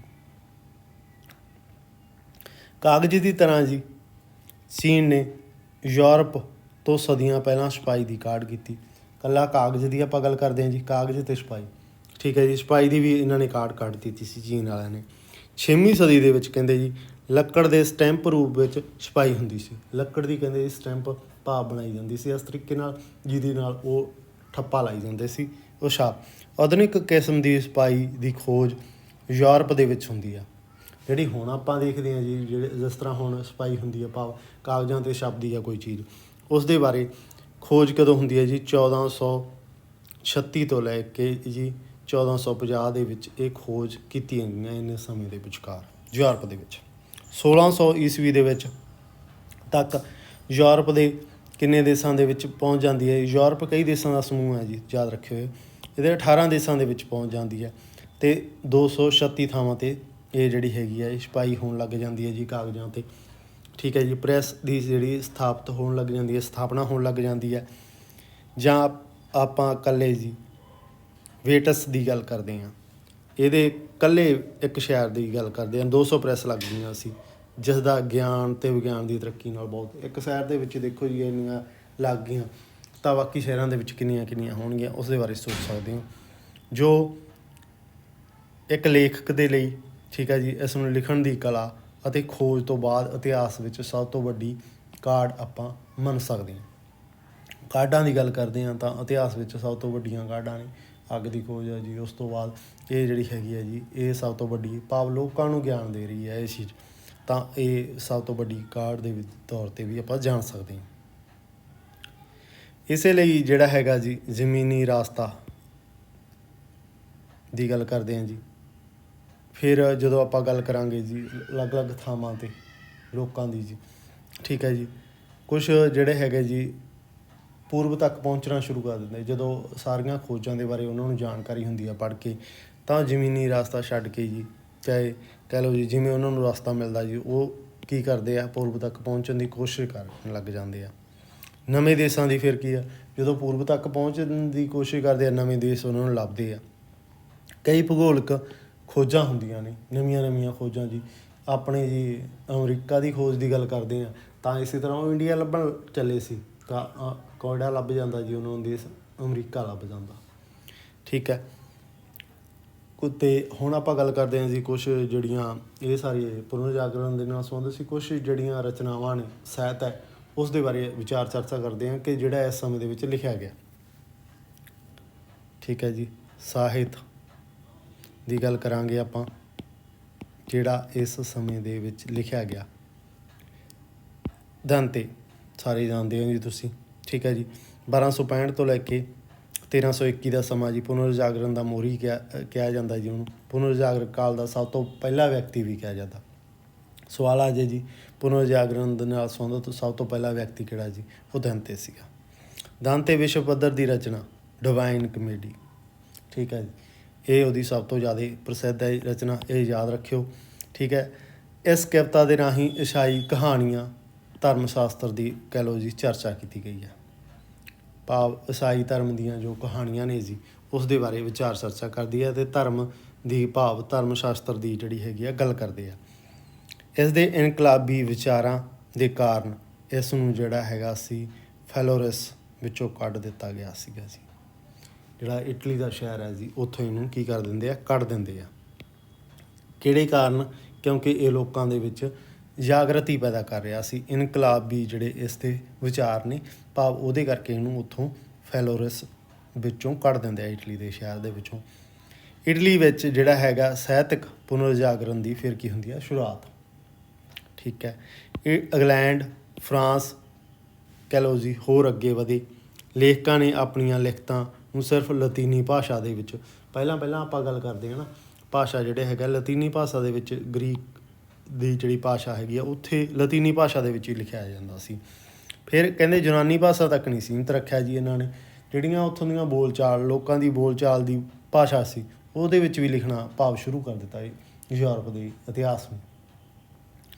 ਬਾਈਬਲ ਦਾ ਅੰਗਰੇਜ਼ੀ, ਫਰੈਂਚ, ਇਟਲੀ ਦੀ ਜੋ ਭਾਸ਼ਾ ਹੈਗੀ ਆ, ਇਟਾਲਵੀ, ਸਪੈਨਿਸ਼, ਜਰਮਨ ਦੇ ਵਿੱਚ ਵੀ ਅਨੁਵਾਦ ਕੀਤਾ ਗਿਆ।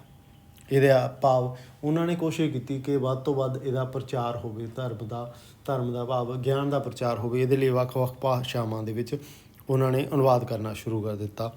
ਲੋਕਾਂ ਨੂੰ ਬਾਈਬਲ ਦੀਆਂ ਸਿੱਖਿਆਵਾਂ, ਰੋਮਨ ਦੇ ਕੈਥੋਲਿਕ ਚਰਚ ਦੀਆਂ ਸਿੱਖਿਆਵਾਂ ਦਾ ਉਹਨਾਂ ਨੇ ਕਹਿੰਦਾ ਜੀ ਪ੍ਰਚਾਰ ਕੀਤਾ ਜਦੋਂ, ਤਾਂ ਉਹਨਾਂ ਨੂੰ ਬਹੁਤ ਵੱਡਾ ਅੰਤਰ ਮਿਲਦਾ ਜੀ।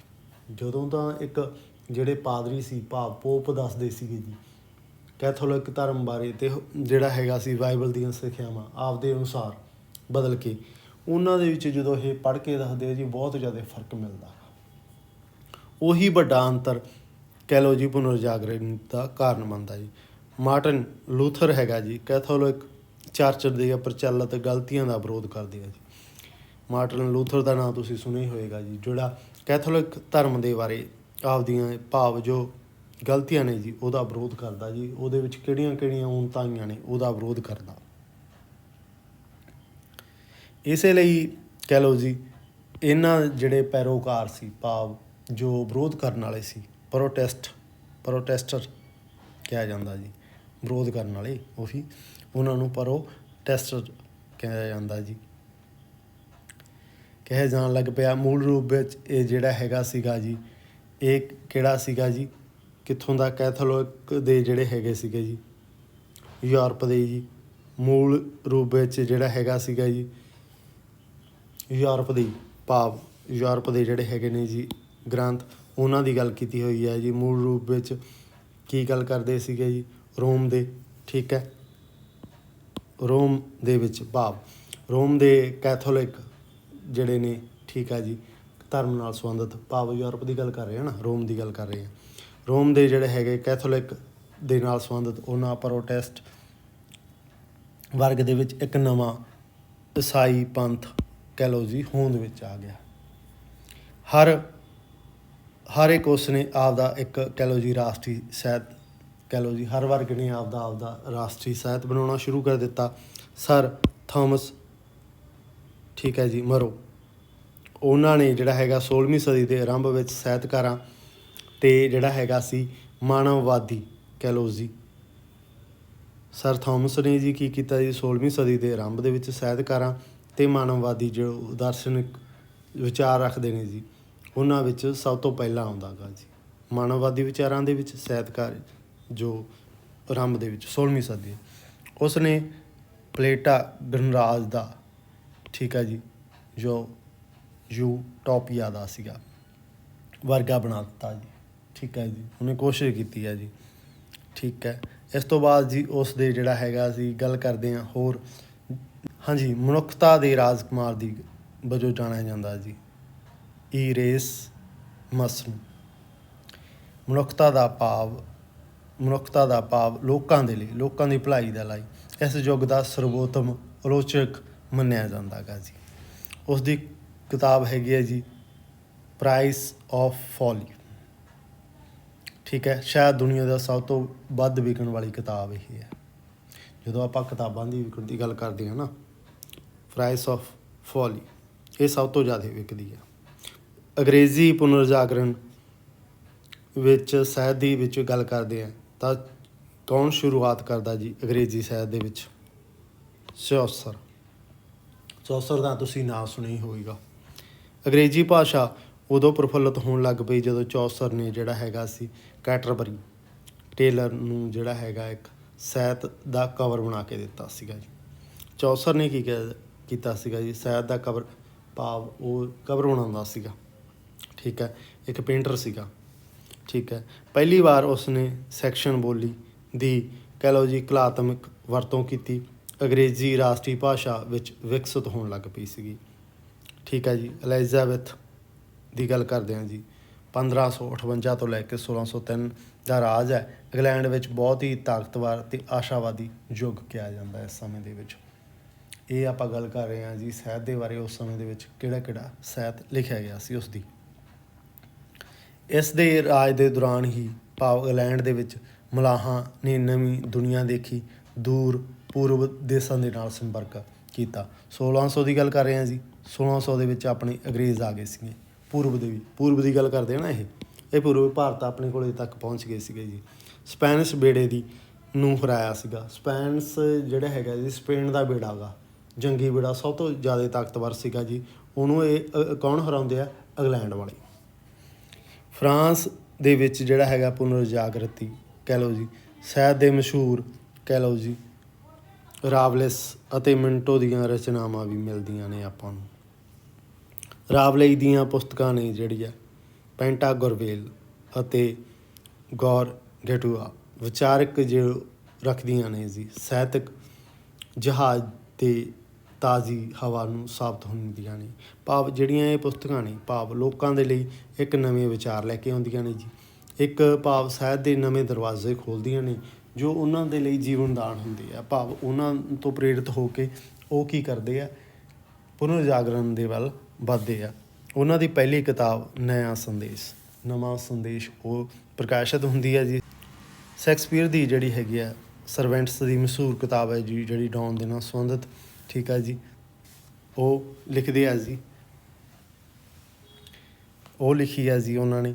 ਇਸ ਤੋਂ ਇਲਾਵਾ ਜੀ ਬਹੁਤ ਹੀ ਖੂਬਸੂਰਤ ਅਤੇ ਅਦਭੁਤ ਕਿਤਾਬ ਸੀ ਜੋ ਵਿਨਾਸ਼ਕਾਰੀ ਅਤੇ ਜੰਗੀਰਦਾਰੀ ਦੇ ਵਿਰੁੱਧ ਆਵਾਜ਼ ਉਠਾਉਂਦੀ ਹੈ, ਜੋ ਸਪੈਨਿਸ਼ ਕਿਸਾਨਾਂ ਦੀ, ਭਾਵ ਸਪੇਨ ਦੇ ਕਿਸਾਨਾਂ ਦੀ ਜਿਹੜੀ ਹੈਗੀ ਹੈ ਸਮਾਜ ਦੇ ਵਿੱਚ ਇੱਕ ਚੰਗੀ ਦੇਣ ਹੈ, ਉਸ ਦੀ ਜਿਹੜੀ ਹੈਗੀ ਹੈ ਤਸਵੀਰ ਬਣਾਈ ਗਈ ਸੀ। ਉਸ ਦੀ ਜੀਵਤ, ਭਾਵ ਲੋਕਾਂ ਨੂੰ ਜਿਉਂਦੀ ਜਾਗਦੀ ਤਸਵੀਰ ਪੇਸ਼ ਕੀਤੀ ਹੈ ਉਹਨਾਂ ਨੇ। ਲਵ ਡੇ ਡੇਗਾ ਨੇ ਜਿਹੜੀਆਂ ਬਹੁਤ ਸਾਰੀਆਂ ਕਿਤਾਬਾਂ ਲਿਖੀਆਂ ਜੀ, ਜੋ ਪੂੰਜੀਪਤੀ ਅਤੇ ਰਾਸ਼ਟਰਵਾਦ ਦੇ ਭਾਵ ਉਭਾਰ ਨੂੰ ਦਰਸਾਉਂਦੀਆਂ ਨੇ, ਜਿਨ੍ਹਾਂ ਦੇ ਵਿੱਚ ਪੂੰਜੀਵਾਦੀ ਵਰਗ ਦੀ ਪੇਸ਼ਕਾਰੀ ਕੀਤੀ ਗਈ ਆ, ਕਿਸ ਤਰ੍ਹਾਂ ਉਹ ਪੇਸ਼ ਹੁੰਦਾ ਜੀ, ਰਾਸ਼ਟਰਵਾਦ ਦੀ ਉਹਨਾਂ ਨੇ।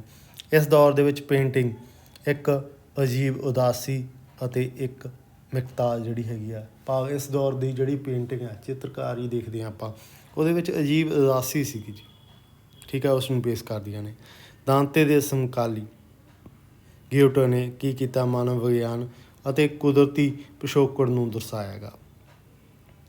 ਮੌਸਾ ਮਾਹੌਲ ਦੀ ਪੇਂਟਿੰਗ ਦੇ ਵਿੱਚ, ਠੀਕ ਹੈ ਜੀ, ਉਸ ਦੀ ਗੱਲ ਕਰਦੇ ਹਾਂ, ਵਧੇਰੇ ਜੀਵੰਤ ਹੁੰਦੀ ਹੈ, ਜੋ ਯਥਾਰਥਵਾਦੀ ਬਣਾਉਣ ਦੇ ਲਈ ਉਹ ਕੀ ਕਰਦਾ? ਕੁਦਰਤੀ ਪਿਛੋਕੜ 'ਤੇ ਰੌਸ਼ਨੀ ਪਾਉਣੀ, ਭਾਵ ਉਹ ਕੀ ਕਰਦਾ? ਕੁਦਰਤੀ ਪਿਛੋਕੜ ਨੂੰ ਲੈਂਦਾ ਅਤੇ ਰੌਸ਼ਨੀ ਦੀ ਵਰਤੋਂ ਕਰਦਾ ਹੈਗਾ ਆਪਦੀ ਪੇਂਟਿੰਗ ਦੇ ਵਿੱਚ। ਪੁਨਰ ਜਾਗਰਣ ਦੇ ਯੁੱਗ ਦੇ ਵਿੱਚ ਚਿੱਤਰਕਾਰਾਂ ਦੇ ਵਿੱਚ ਲਿਓਨਾਰਡੋ ਜਿਹੜਾ ਹੈ, ਦਾ ਵਿੰਚੀ, ਮਾਈਕਲ ਐਂਜਲੋ, ਰਫੇਲ ਅਤੇ ਟਿਸੀਅਨ ਦੇ ਨਾਮ ਮਸ਼ਹੂਰ ਨੇ। ਜੋ ਚਿੱਤਰਕਾਰਾਂ ਦੀ ਆਪਾਂ ਗੱਲ ਕਰ ਰਹੇ ਹਾਂ, ਇਹ ਕੁਛ ਚਿੱਤਰਕਾਰ ਨੇ ਜੋ ਬਹੁਤ ਹੀ ਜ਼ਿਆਦਾ ਪ੍ਰਸਿੱਧ ਨੇ। ਲਿਓਨਾਰਡੋ ਦਾ ਵਿੰਚੀ ਪੇਂਟਿੰਗ ਦੇ ਵਿੱਚ ਲਾਸਟ ਸੁਪਰ ਅਤੇ ਮੋਨਾਲੀਸਾ ਦੀ ਜੋ ਗੱਲ ਕਰਦੇ ਹਾਂ ਜੀ, ਅੱਜ ਵੀ ਆਪਾਂ ਨੂੰ ਕਿਤਾਬ ਵੇਖਣ ਨੂੰ ਮਿਲਦੀ ਹੈ ਜੀ, ਇਹ ਆਪਾਂ ਉਹੀ ਗੱਲ ਕਰ ਰਹੇ ਹਾਂ ਮੋਨਾਲੀਸਾ ਦੀ। ਮਾਈਕਲ ਐਂਜਲੋ ਇੱਕ ਸ਼ਾਨਦਾਰ ਮੂਰਤੀਕਾਰ, ਠੀਕ ਹੈ ਜੀ, ਮੂਰਤੀਕਾਰ ਹੈ ਅਤੇ ਚਿੱਤਰਕਾਰ ਸੀਗਾ ਜੀ। ਉਸਨੇ ਆਪਣੇ ਵਿਚਾਰਾਂ ਨੂੰ ਪ੍ਰਗਟ ਕਰਨ ਲਈ ਇੱਕ ਆਦਮੀ ਦਾ ਕਹਿ ਲਓ ਜੀ ਇੱਕ ਮਜ਼ਬੂਤ ਨਗਨ ਚਿੱਤਰ ਬਣਾਉਂਦਾ, ਭਾਵ ਇੱਕ ਆਦਮੀ ਦੀ ਜਿਹੜੀ ਹੈਗੀ ਆ ਪੇਸ਼ਕਾਰੀ ਕਰਦਾ, ਭਾਵ ਉਹਦੇ ਤਨ ਦੇ ਕੱਪੜੇ ਨਹੀਂ ਹੈ, ਭਾਵ ਉਹਦੀ ਮਨ ਦੀ ਜਿਹੜੀ ਹੈਗੀ ਆ ਮਜ਼ਬੂਤੀ, ਉਹਦੀ ਭਾਵ ਅੰਦਰ ਦੀ ਜੋ ਆਤਮਾ ਹੈਗੀ ਆ ਉਸ ਦੀ ਪੇਸ਼ਕਾਰੀ ਕੀਤੀ ਹੈ ਜੀ ਉਹਨੇ। ਨਿੱਜੀ ਜੀਵਨ ਵਿੱਚ ਉਦਾਸੀ ਅਤੇ ਹਮਦਰਦੀ ਦਾ ਘਾਟ ਦਾ ਸ਼ਿਕਾਰ ਰਿਹਾ ਜੀ ਉਹ, ਠੀਕ ਹੈ। ਗਾਇਕਲ ਨੇ ਜਿਹੜੀ ਹੈਗੀ ਆ ਸਾਰੀ ਜ਼ਿੰਦਗੀ ਭਾਵ ਤਸਵੀਰਾਂ ਵਿੱਚ ਖੁਸ਼ੀ ਲੱਭਣ ਦੇ ਲਈ ਲਾਤੀ ਹੈ ਜੀ, ਅਤੇ ਸ਼ਾਂਤੀ ਦੀ ਭਾਲ ਕਰਨ ਦੇ ਵਿੱਚ ਬਿਤਾਉਂਦਾ ਗਾ। ਉਸ ਦੀ ਪੇਂਟਿੰਗ ਦਾ ਲਾਸਟ ਜਜਮੈਂਟ ਦਾ ਇੱਕ ਸੀਨ ਦਰਸਾਉਂਦਾ ਜੀ, ਜਿਸ ਵਿੱਚ ਮਨੁੱਖ ਦਾ ਡਰ, ਦਹਿਸ਼ਤ, ਤੜਫ ਜੋ ਵੇਖੀ ਜਾ ਸਕਦੀ ਹੈ। ਲਾਸਟ ਜਜਮੈਂਟ ਦੀ ਆਪਾਂ ਗੱਲ ਕਰਦੇ ਹਾਂ ਜੀ, ਉਸ ਨੂੰ ਰੱਬ ਦੇ, ਠੀਕ ਹੈ ਜੀ, ਪਿਆਰ ਅਤੇ ਦਇਆ ਦੀ ਕੋਈ ਉਮੀਦ ਨਹੀਂ ਨਜ਼ਰ ਆਉਂਦੀ। ਉਹ ਪੇਂਟਿੰਗ ਦੇਖਦੇ ਹਾਂ ਜੀ ਆਪਾਂ ਜਦੋਂ ਲਾਸਟ ਜਜਮੈਂਟ ਦੇ, ਤਾਂ ਉਹਨੂੰ ਰੱਬ 'ਤੇ ਜ਼ਿਆਦਾ ਯਕੀਨ ਨਹੀਂ ਹੈ, ਠੀਕ ਹੈ ਜੀ, ਮਨੁੱਖ ਦੇ ਵਿੱਚ ਡਰ ਹੈ, ਦਹਿਸ਼ਤ ਹੈ, ਉਸ ਦੀ ਗੱਲ ਕੀਤੀ ਹੋਈ ਆ। ਇਸ ਕਾਲ ਵਿੱਚ ਜੀ ਜੀਵਾਟੀ, ਡੋਨਾਟੋਲੋ, ਮਾਈਕਲ ਐਂਜਲੋ ਵਰਗੇ ਮਹਾਨ ਮੂਰਤੀਕਾਰ ਨਾ ਸਿਰਫ ਯਿਸੂ ਅਤੇ ਮੈਰੀ ਦੀਆਂ ਜਿਹੜੀਆਂ ਮੂਰਤੀਆਂ ਹੀ ਬਣਾਈਆਂ, ਬਲਕਿ ਸਮਕਾਲੀ ਜਿਹੜੀ ਕਹਿ ਪ੍ਰਸਿੱਧ ਹਸਤੀਆਂ ਨੇ ਉਹਨਾਂ ਦੀਆਂ ਹੀ ਮੂਰਤੀਆਂ ਬਣਾਉਂਦੇ ਨੇ। ਇੱਕ ਮੂਰਤੀਕਾਰ ਨੇ ਜਿਹੜੇ ਹੈਗੇ ਐਜ਼ਲੋ ਦਾ, ਕਹਿ ਲਓ ਜੀ, ਇੱਕ ਮੂਰਤੀਕਾਰ ਵਜੋਂ ਐਜ਼ਲੋ ਦਾ ਕੋਈ ਲੈਣਾ ਦੇਣਾ ਨਹੀਂ ਹੈ, ਕੁਛ ਜ਼ਿਆਦਾ ਉਹਨੇ ਯੋਗਦਾਨ ਨਹੀਂ ਪਾਇਆ। ਉਸ ਦੁਆਰਾ ਬਣਾਇਆ ਗਿਆ ਮੂਸਾ ਦਾ ਬੁੱਤ ਸਿਰਫ ਮੂਸਾ ਦੀ ਮੂਰਤੀ ਹੀ ਨਹੀਂ ਬਲਕਿ ਈਸਾਈ ਧਰਮ ਦੀ ਕਲਾ ਦਾ ਇੱਕ ਉੱਤਮ ਨਮੂਨਾ ਹੈਗਾ। ਕੋਈ ਜ਼ਿਆਦਾ ਯੋਗਦਾਨ ਨਹੀਂ ਕਹਿ ਸਕਦੇ ਜੀ ਉਹਦੇ ਵਿੱਚ ਯੋਗਦਾਨ, ਪਰ ਪ੍ਰਸਿੱਧੀ ਬਹੁਤ ਜ਼ਿਆਦਾ ਉਹਦੀ ਹੁੰਦੀ ਹੈ ਜੀ। ਯਹੂਦੀਆਂ ਲਈ ਨਬੀ ਮੂਸਾ ਦੀ ਅਸਲ ਮੂਰਤ ਸੀਗੀ, ਮੂਰਤ ਹੈ ਭਾਵ ਉਹ ਸਿਰਫ ਇੱਕ ਪੇਂਟਿੰਗ ਸੀਗੀ ਉਹਨੇ ਬਣਾਈ ਜਸਟ, ਅਤੇ ਪਰ ਕੀ ਹੋ ਗਿਆ ਕਿ ਯਹੂਦੀ ਧਰਮ ਦੇ ਲਈ ਉਹ ਇੱਕ, ਕਹਿ ਲਓ ਜੀ, ਨਬੀ ਮੂਸਾ ਦੀ ਇੱਕ ਅਸਲੀ ਮੂਰਤ ਹੈ। ਅਤੇ ਸਭ ਤੋਂ ਜ਼ਿਆਦਾ ਉਹ ਅੱਜ ਵੀ ਉਹ ਸੈਂਟ ਪੀਟਰਸ ਦੇ ਗਿਰਜਾਘਰ ਦੇ ਵਿੱਚ ਲੱਗੀ ਹੋਈ ਹੈ। ਰਫੇਲ ਅਤੇ ਮਾਈਕਲ ਐਜ਼ਲੋ ਨੇ ਸਾਰਾ ਜੀਵਨ ਗਿਰਜਾਘਰ ਦੇ ਨਿਰਮਾਣ ਦੇ ਲਈ ਸਮਰਪਿਤ ਕਰ ਦਿੱਤਾ, ਭਾਵ ਲੋਕਾਂ ਨੂੰ ਜਾਗਰਤ ਕਰਨ ਦੇ ਲਈ ਉਹ ਲਾ ਰਹੇ ਨੇ। 15ਵੀਂ ਅਤੇ 16ਵੀਂ ਸਦੀ ਦੇ ਵਿੱਚ ਅਮੀਰ ਪਰਿਵਾਰਾਂ ਨੇ ਯੁੱਗ ਦੇ, ਕਹਿ ਲਓ ਜੀ, ਕਿਲ੍ਹੇ ਘਰਾਂ ਮਹਿਲਾਂ ਨੂੰ ਸੁੰਦਰ ਬਗੀਚਿਆਂ ਵਿੱਚ ਰਹਿਣ ਲਈ ਛੱਡ ਦਿੱਤਾ ਸੀਗਾ। ਸੰਗੀਤ ਦੀਆਂ ਨਵੀਆਂ ਤਕਨੀਕਾਂ ਜਿਵੇਂ ਕਿ ਛੋਟੇ ਛੋਟੇ ਵਿਪਰੀਤ ਧੁਨਾਂ, ਪੋਲੀਫੋਨੀ ਵਿਕਸਿਤ ਹੋਈਆਂ ਸੀਗੀਆਂ ਜੀ। 16ਵੀਂ ਸਦੀ ਵਿੱਚ, ਕਹਿ ਲਓ ਜੀ, ਮਸ਼ਹੂਰ ਸੰਗੀਤਕਾਰ ਫਲਸਤੀਨਾ ਦੀ ਗੱਲ ਕਰਦੇ ਆ ਜੀ।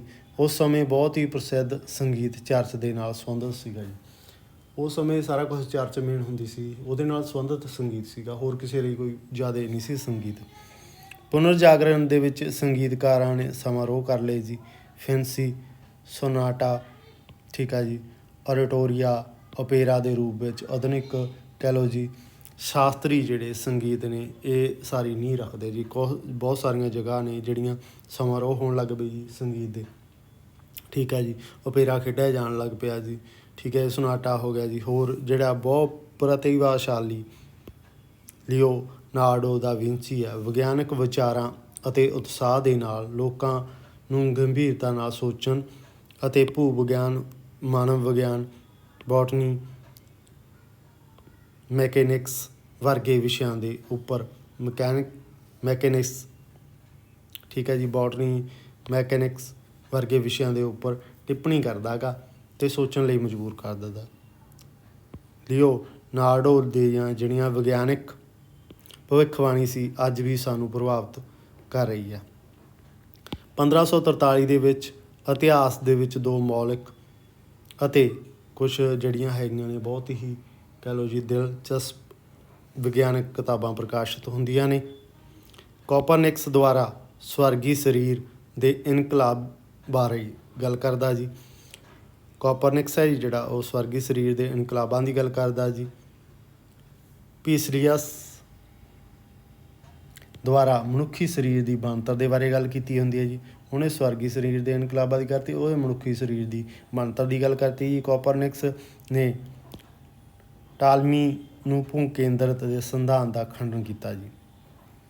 ਜਿਹੜਾ ਜੀ ਇਹ ਕੋਪਰਨਿਕਸ ਜਿਹੜਾ ਹੈਗਾ ਭੂ ਕੇਂਦਰਿਤ ਵਾਲਾ ਜੀ, ਜਿਹੜੀ ਹੈ ਭਾਵ ਕੇਂਦਰ ਦੇ ਵਿੱਚ ਕੌਣ ਹੈ ਜੀ, ਕੇਂਦਰ ਦੇ ਵਿੱਚ ਸੂਰਜ ਹੈਗਾ ਜੀ, ਗ੍ਰਹਿ ਉਹਦੇ ਦੁਆਲੇ ਘੁੰਮਦੇ ਨੇ, ਇਸ ਤਰ੍ਹਾਂ ਦਾ ਜਿਹੜਾ ਵਿਚਾਰ ਹੈ ਉਹਦੀ ਗੱਲ ਕਰਦਾ ਹੈਗਾ। ਸੂਰਜ ਕੇਂਦਰਿਤ ਸਿਧਾਂਤ ਨੂੰ ਪੇਸ਼ ਕਰਦਾ ਜੀ, ਭਾਵ ਸੂਰਜ ਹੀ ਪਹਿਲਾਂ ਕੀ ਮੰਨਿਆ ਜਾਂਦਾ ਸੀ ਪੁਰਾਣੇ ਸਮੇਂ ਦੇ ਵਿੱਚ ਕਿ ਧਰਤੀ ਵਿਚਾਲੇ ਆ, ਬਾਕੀ ਸਾਰੀਆਂ ਚੀਜ਼ਾਂ ਉਹਦੇ ਆਲੇ ਦੁਆਲੇ ਘੁੰਮਦੀਆਂ ਨੇ। ਪਰੰਤੂ ਇਹ ਕੋਪਰਨਿਕਸ ਇਹ ਚੀਜ਼ ਨੂੰ ਗਲਤ ਸਾਬਤ ਕਰਦਾ ਜੀ। ਉਹ ਕਹਿੰਦਾ ਧਰਤੀ ਬ੍ਰਹਿਮੰਡ ਦੇ ਕੇਂਦਰ ਵਿੱਚ ਨਹੀਂ ਹੈ ਜੀ, ਪਰ ਸੂਰਜ ਸੌਰ ਮੰਡਲ ਦੇ ਕੇਂਦਰ ਵਿੱਚ ਹੈ। ਉਹ ਕਹਿੰਦੇ ਸੂਰਜ ਇਹਦੇ ਕੇਂਦਰ ਦੇ ਵਿੱਚ ਹੈ ਅਤੇ ਉਹ ਸੂਰਜ ਦੇ ਬਾਕੀ ਸਾਰੇ ਉਹਦੇ ਆਲੇ ਦੁਆਲੇ ਘੁੰਮਦੇ ਨੇ, ਅਤੇ ਹੋਰ ਗ੍ਰਹਾਂ ਦੀ ਤਰ੍ਹਾਂ ਹੀ ਧਰਤੀ ਵੀ ਸੂਰਜ ਦੁਆਲੇ ਘੁੰਮਦੀ ਹੈ। ਇਹ ਕੌਣ ਦਿੰਦਾ ਸਿਧਾਂਤ ਜੀ? ਕੋਪਰਨਿਕਸ।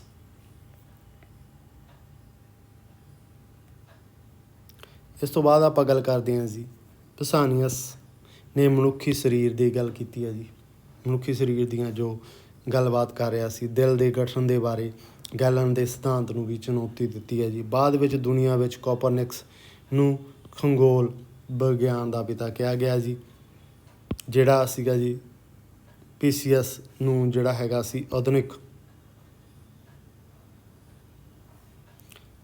ਜਿਹੜਾ ਹੈਗਾ ਸੀ ਆਧੁਨਿਕ ਮਾਨਵ ਵਿਗਿਆਨ ਦੇ ਪਿਤਾ ਦੇ ਵਜੋਂ, ਕਹਿ ਲਓ ਜੀ, ਸਵੀਕਾਰ ਕਰਦੇ ਆ। ਨਵੇਂ ਜਾਗਰਣ ਦੁਆਰਾ ਉਤਪੰਨ ਨਵੇਂ ਉਤਸ਼ਾਹ ਨੂੰ ਯੂਰਪ ਦੇ ਲੋਕਾਂ ਨੂੰ ਨਵੀਂ, ਕਹਿ ਲਓ ਜੀ, ਭੂਗੋਲਿਕ ਖੋਜਾਂ ਵੱਲ ਪ੍ਰੇਰਿਤ ਕੀਤਾ। ਜਿਹੜੀਆਂ ਭੂਗੋਲਿਕ ਖੋਜਾਂ ਪੁਨਰ ਜਾਗਰਣ ਦੇ ਕਾਰਨ ਨਵੇਂ ਨਤੀਜੇ ਸਾਬਤ ਹੋਈਆਂ। ਪੁਰਤਗਾਲੀ ਮਲਾਹਾਂ ਨੇ ਜੀ ਉੱਤਰ ਅਫਰੀਕਾ ਦੇ ਕਹਿ ਲਓ ਜੀ ਭਾਰਤ ਦੇ ਪੱਛਮੀ ਤੱਟ ਵੱਲ ਅਮਰੀਕਾ ਦੇ ਕੁਝ ਹਿੱਸਿਆਂ ਦੀ ਵੀ ਖੋਜ ਕਰਦੀ, ਜਿਹਦੀ ਆਪਾਂ ਗੱਲ ਪਹਿਲਾਂ ਹੀ ਕਰ ਚੁੱਕੇ ਹਾਂ। ਆਪਣੇ ਦੇਸ਼ ਤੱਕ ਆਉਣਾ ਚਾਹੁੰਦੇ ਸੀ, ਅਮਰੀਕਾ ਦੀ ਖੋਜ ਕਰਦੇ ਆ ਜੀ। ਕੋਲੰਬਸ ਨੇ ਜੀ ਅਮਰੀਕਾ ਮਹਾਂਦੀਪ ਦੀ ਖੋਜ ਕੀਤੀ ਜੀ। ਬ੍ਰਿਟਿਸ਼ ਨੇ ਉੱਤਰੀ ਅਮਰੀਕਾ ਦੀ ਖੋਜ ਕਰ ਦਿੱਤੀ। ਅਫਰੀਕਾ ਦੇ ਤੱਟ ਅਤੇ ਭਾਰਤ ਦੇ ਨਾਲ ਸੰਪਰਕ ਵਧਾਇਆ ਜੀ। ਪੁਰਾਣੇ ਸਮੇਂ ਦੇ ਇਤਿਹਾਸ ਦੀ ਗੱਲ ਕਰਦੇ ਹਾਂ ਤਾਂ ਠੀਕ ਆ ਜੀ। ਇਸ ਕਾਰਨ ਵਿੱਚ ਬਹੁਤ ਸਾਰੇ ਮਹੱਤਵਪੂਰਨ ਜਲ ਮਾਰਗਾਂ ਦੀ ਖੋਜ ਹੋਈ। ਅੰਗਰੇਜ਼ ਆਪਣੇ ਜਲ ਮਾਰਗ ਰਾਹੀਂ ਆਏ ਆ ਜੀ। ਭੂਗੋਲਿਕ ਵਿਗਿਆਨ ਦਾ ਦਾਇਰਾ ਚੌੜਾ ਹੋ ਗਿਆ ਜੀ। ਲੋਕਾਂ ਦਾ ਧਿਆਨ ਰੋਮ ਦੇ ਪ੍ਰਾਚੀਨ ਸਮਾਰਕਾਂ ਦੇ ਵੱਲ ਗਿਆ ਜੀ, ਜੋ ਪੁਰਾਣੇ ਸਮੇਂ ਦੇ ਵਿੱਚ ਬਣੀਆਂ ਸੀਗੀਆਂ ਯੋਜਨਾਬੱਧ ਤਰੀਕੇ ਨਾਲ। ਬੌਧਿਕ ਲਹਿਰ ਦੇ ਕਾਰਨ ਲੋਕਾਂ ਵਿੱਚ ਰਵੱਈਏ ਵਿੱਚ ਤਬਦੀਲੀ ਆ ਗਈ। ਪੁਨਰ ਜਾਗਰਣ ਦੇ ਨਤੀਜੇ ਵਜੋਂ ਹੀ ਯੂਰਪ ਵਾਸੀਆਂ ਦੇ ਵਿੱਚ ਰਾਸ਼ਟਰੀਵਾਦ ਦੀ ਭਾਵਨਾ ਪੈਦਾ ਹੋ ਗਈ। ਇਹ ਸਾਰਾ ਕੁਛ ਸੀਗਾ ਜੀ ਜਿਹੜਾ ਪੁਨਰ ਜਾਗਰਣ ਸੀ, ਜਿਹਦੇ ਕਰਕੇ ਯੂਰਪ ਦੇ ਲੋਕਾਂ ਵਿੱਚ ਕੀ ਹੋ ਗਿਆ ਜੀ, ਰਾਸ਼ਟਰੀਵਾਦ ਦੀ ਭਾਵਨਾ ਪੈਦਾ ਹੋ ਜਾਂਦੀ ਹੈ। ਲੋਕਾਂ ਦੇ ਦਿਲਾਂ ਦੇ ਵਿੱਚ ਉਹਨਾਂ ਦੀ ਕੌਮ ਦੇ ਪ੍ਰਤੀ ਕਹਿ ਲਓ ਜੀ ਪਿਆਰ ਪੈਦਾ ਹੋਣਾ ਸ਼ੁਰੂ ਹੋ ਜਾਂਦਾ ਹੈ ਜੀ। ਅੰਗਰੇਜ਼ਾਂ ਨੇ ਕਹਿ ਲਓ ਜੀ ਇੰਗਲੈਂਡ ਅਤੇ ਫਰਾਂਸੀਅਸ ਦੇ ਵਿਕਾਸ ਦੇ ਲਈ ਵਿਸ਼ੇਸ਼ ਯਤਨ ਕੀਤੇ ਜੀ। ਮੈਕਿਆਵੈਲੀ ਨੇ ਕਿਹਾ ਜੀ ਰਾਸ਼ਟਰਵਾਦ ਕਹਿ ਲਓ ਜੀ ਰਾਸ਼ਟਰ ਸਮਾਜ ਦਾ ਕਹਿ ਲਓ ਜੀ ਮਾਰਗਦਰਸ਼ਕ ਵੀ ਹੁੰਦਾ ਹੈ। ਠੀਕ ਹੈ ਜੀ। ਰਾਸ਼ਟਰ ਕੀ ਹੈ ਜੀ, ਰਾਸ਼ਟਰ ਸਮਾਜ ਦਾ ਕਹਿੰਦੇ ਜੀ ਮਾਰਗਦਰਸ਼ਨ ਹੁੰਦਾ, ਅਤੇ ਰਾਸ਼ਟਰ ਦੇ ਹਿੱਤਾਂ ਦੇ ਲਈ ਕੋਈ ਵੀ ਰਸਤਾ ਮਾੜਾ ਜਾਂ ਚੰਗਾ ਹੋਵੇ ਜੀ ਉਹ ਲੈ ਲੈਣਾ ਸਹੀ ਹੁੰਦਾ ਗਾ ਜੀ। ਜੇ ਆਪਾਂ ਰਾਸ਼ਟਰ ਦੇ ਹਿੱਤਾਂ ਭਾਵ ਦੇਸ਼ ਦੇ ਹਿੱਤਾਂ ਦੀ ਗੱਲ ਕਰਦੇ ਹਾਂ, ਰਸਤਾ ਕਹਿੰਦੇ ਕੋਈ ਮਰਜ਼ੀ ਹੋਵੇ ਉਸ ਨੂੰ ਲੈ ਲੈਣਾ ਚਾਹੀਦਾ, ਇਹ ਬਾਰੇ ਸੋਚਣਾ ਨਹੀਂ ਚਾਹੀਦਾ ਵਾਲਾ। ਦੇਸੀ ਭਾਸ਼ਾਵਾਂ ਨੇ ਜਿਹੜੀਆਂ ਉਹਦੇ ਵਿੱਚ ਬਾਈਬਲ ਦਾ ਅਨੁਵਾਦ ਕਾਰਨ ਹੁਣ ਆਮ ਲੋਕ ਦੀ ਪਹੁੰਚ ਵਿੱਚ ਜਾ ਵੜਿਆ ਸੀਗਾ ਜੀ ਬਾਈਬਲ। ਇਸੇ ਕਾਰਨ ਆਮ ਲੋਕ ਧਰਮ ਦੇ ਅਸਲ ਸਰੂਪ ਨੂੰ ਸਮਝਣ ਯੋਗ ਹੋ ਗਏ। ਫਿਰ ਇਹ ਗਿਆਨ ਵਿਗਿਆਨ ਕਾਰਨ ਈਸਾਈ ਧਰਮ ਦੇ ਵਿਸ਼ਵਾਸਾਂ ਅਤੇ ਅਭਿਆਸਾਂ ਨੂੰ ਤਰਕ ਦੀ ਨਜ਼ਰ ਨਾਲ ਭਾਵ ਤਰਕ ਦੀ ਕਸੌਟੀ ਦੇ ਉੱਪਰ ਪਰਖਿਆ ਜਾਣ ਲੱਗ ਪਿਆ। ਧੰਨਵਾਦ ਜੀ ਜੋ ਤੁਸੀਂ ਵੀਡੀਓ ਨੂੰ ਦੇਖਿਆ ਸੁਣਿਆ, ਅਤੇ ਕੋਸ਼ਿਸ਼ ਕਰਨਾ ਜੀ ਨੋਟਸ ਬਣਾ ਲਓ ਜੀ, ਅਤੇ ਆਪਣੀਆਂ ਜੋਬ ਨਾਲ ਸੰਬੰਧਿਤ ਜੋ ਵੀਡੀਓ ਨੇ ਦੇਖ ਸਕਦੇ ਹੋ ਜੀ। ਜ਼ਿਆਦਾ ਜਾਣਕਾਰੀ ਆਪਣੀ ਵੈਬਸਾਈਟ ਧਾਲੀਵਾਲਕਲਾਸਿਸ.com ਤੋਂ ਲੈ ਸਕਦੇ ਹੋ ਜੀ। ਵੀਡੀਓ ਨੂੰ ਲਾਈਕ ਕਰਨਾ ਜੀ, ਆਪਦੇ ਦੋਸਤਾਂ ਦੇ ਨਾਲ ਸ਼ੇਅਰ ਕਰ ਦਿਓ, ਕਿਉਂਕਿ ਉਹਨਾਂ ਤੱਕ ਜਿਹੜੀ ਜਾਣਕਾਰੀ ਆ ਵਧੀਆ ਤਰੀਕੇ ਨਾਲ ਪਹੁੰਚ ਸਕੇ ਜੀ। ਚੈਨਲ ਨੂੰ ਜ਼ਰੂਰ ਸਬਸਕ੍ਰਾਈਬ ਕਰ ਲੈਣਾ ਜੀ, ਜਿਸ ਦੇ ਨਾਲ ਜਦੋਂ ਵੀ ਆਪਾਂ ਵੀਡੀਓ ਪਾਈਏ ਅਤੇ ਤੁਹਾਡੇ ਤੱਕ ਪਹਿਲਾਂ ਪਹੁੰਚ ਸਕੇ, ਇਸ ਦੇ ਲਈ ਬੜਾ ਜ਼ਰੂਰੀ ਹੈ। ਤਾਂ ਅਗਲੀ ਵੀਡੀਓ ਦੀ ਵੇਟ ਕਰਨਾ ਜੀ। ਅਗਲੇ ਟੌਪਿਕ ਦੇ ਨਾਲ ਅਗਲੇ ਹੋਰ ਨਵੇਂ ਟੌਪਿਕ ਦੇ ਨਾਲ ਤੁਹਾਡੇ ਨਾਲ ਗੱਲਬਾਤ ਕਰਦੇ ਹਾਂ ਜੀ। ਧੰਨਵਾਦ ਜੀ।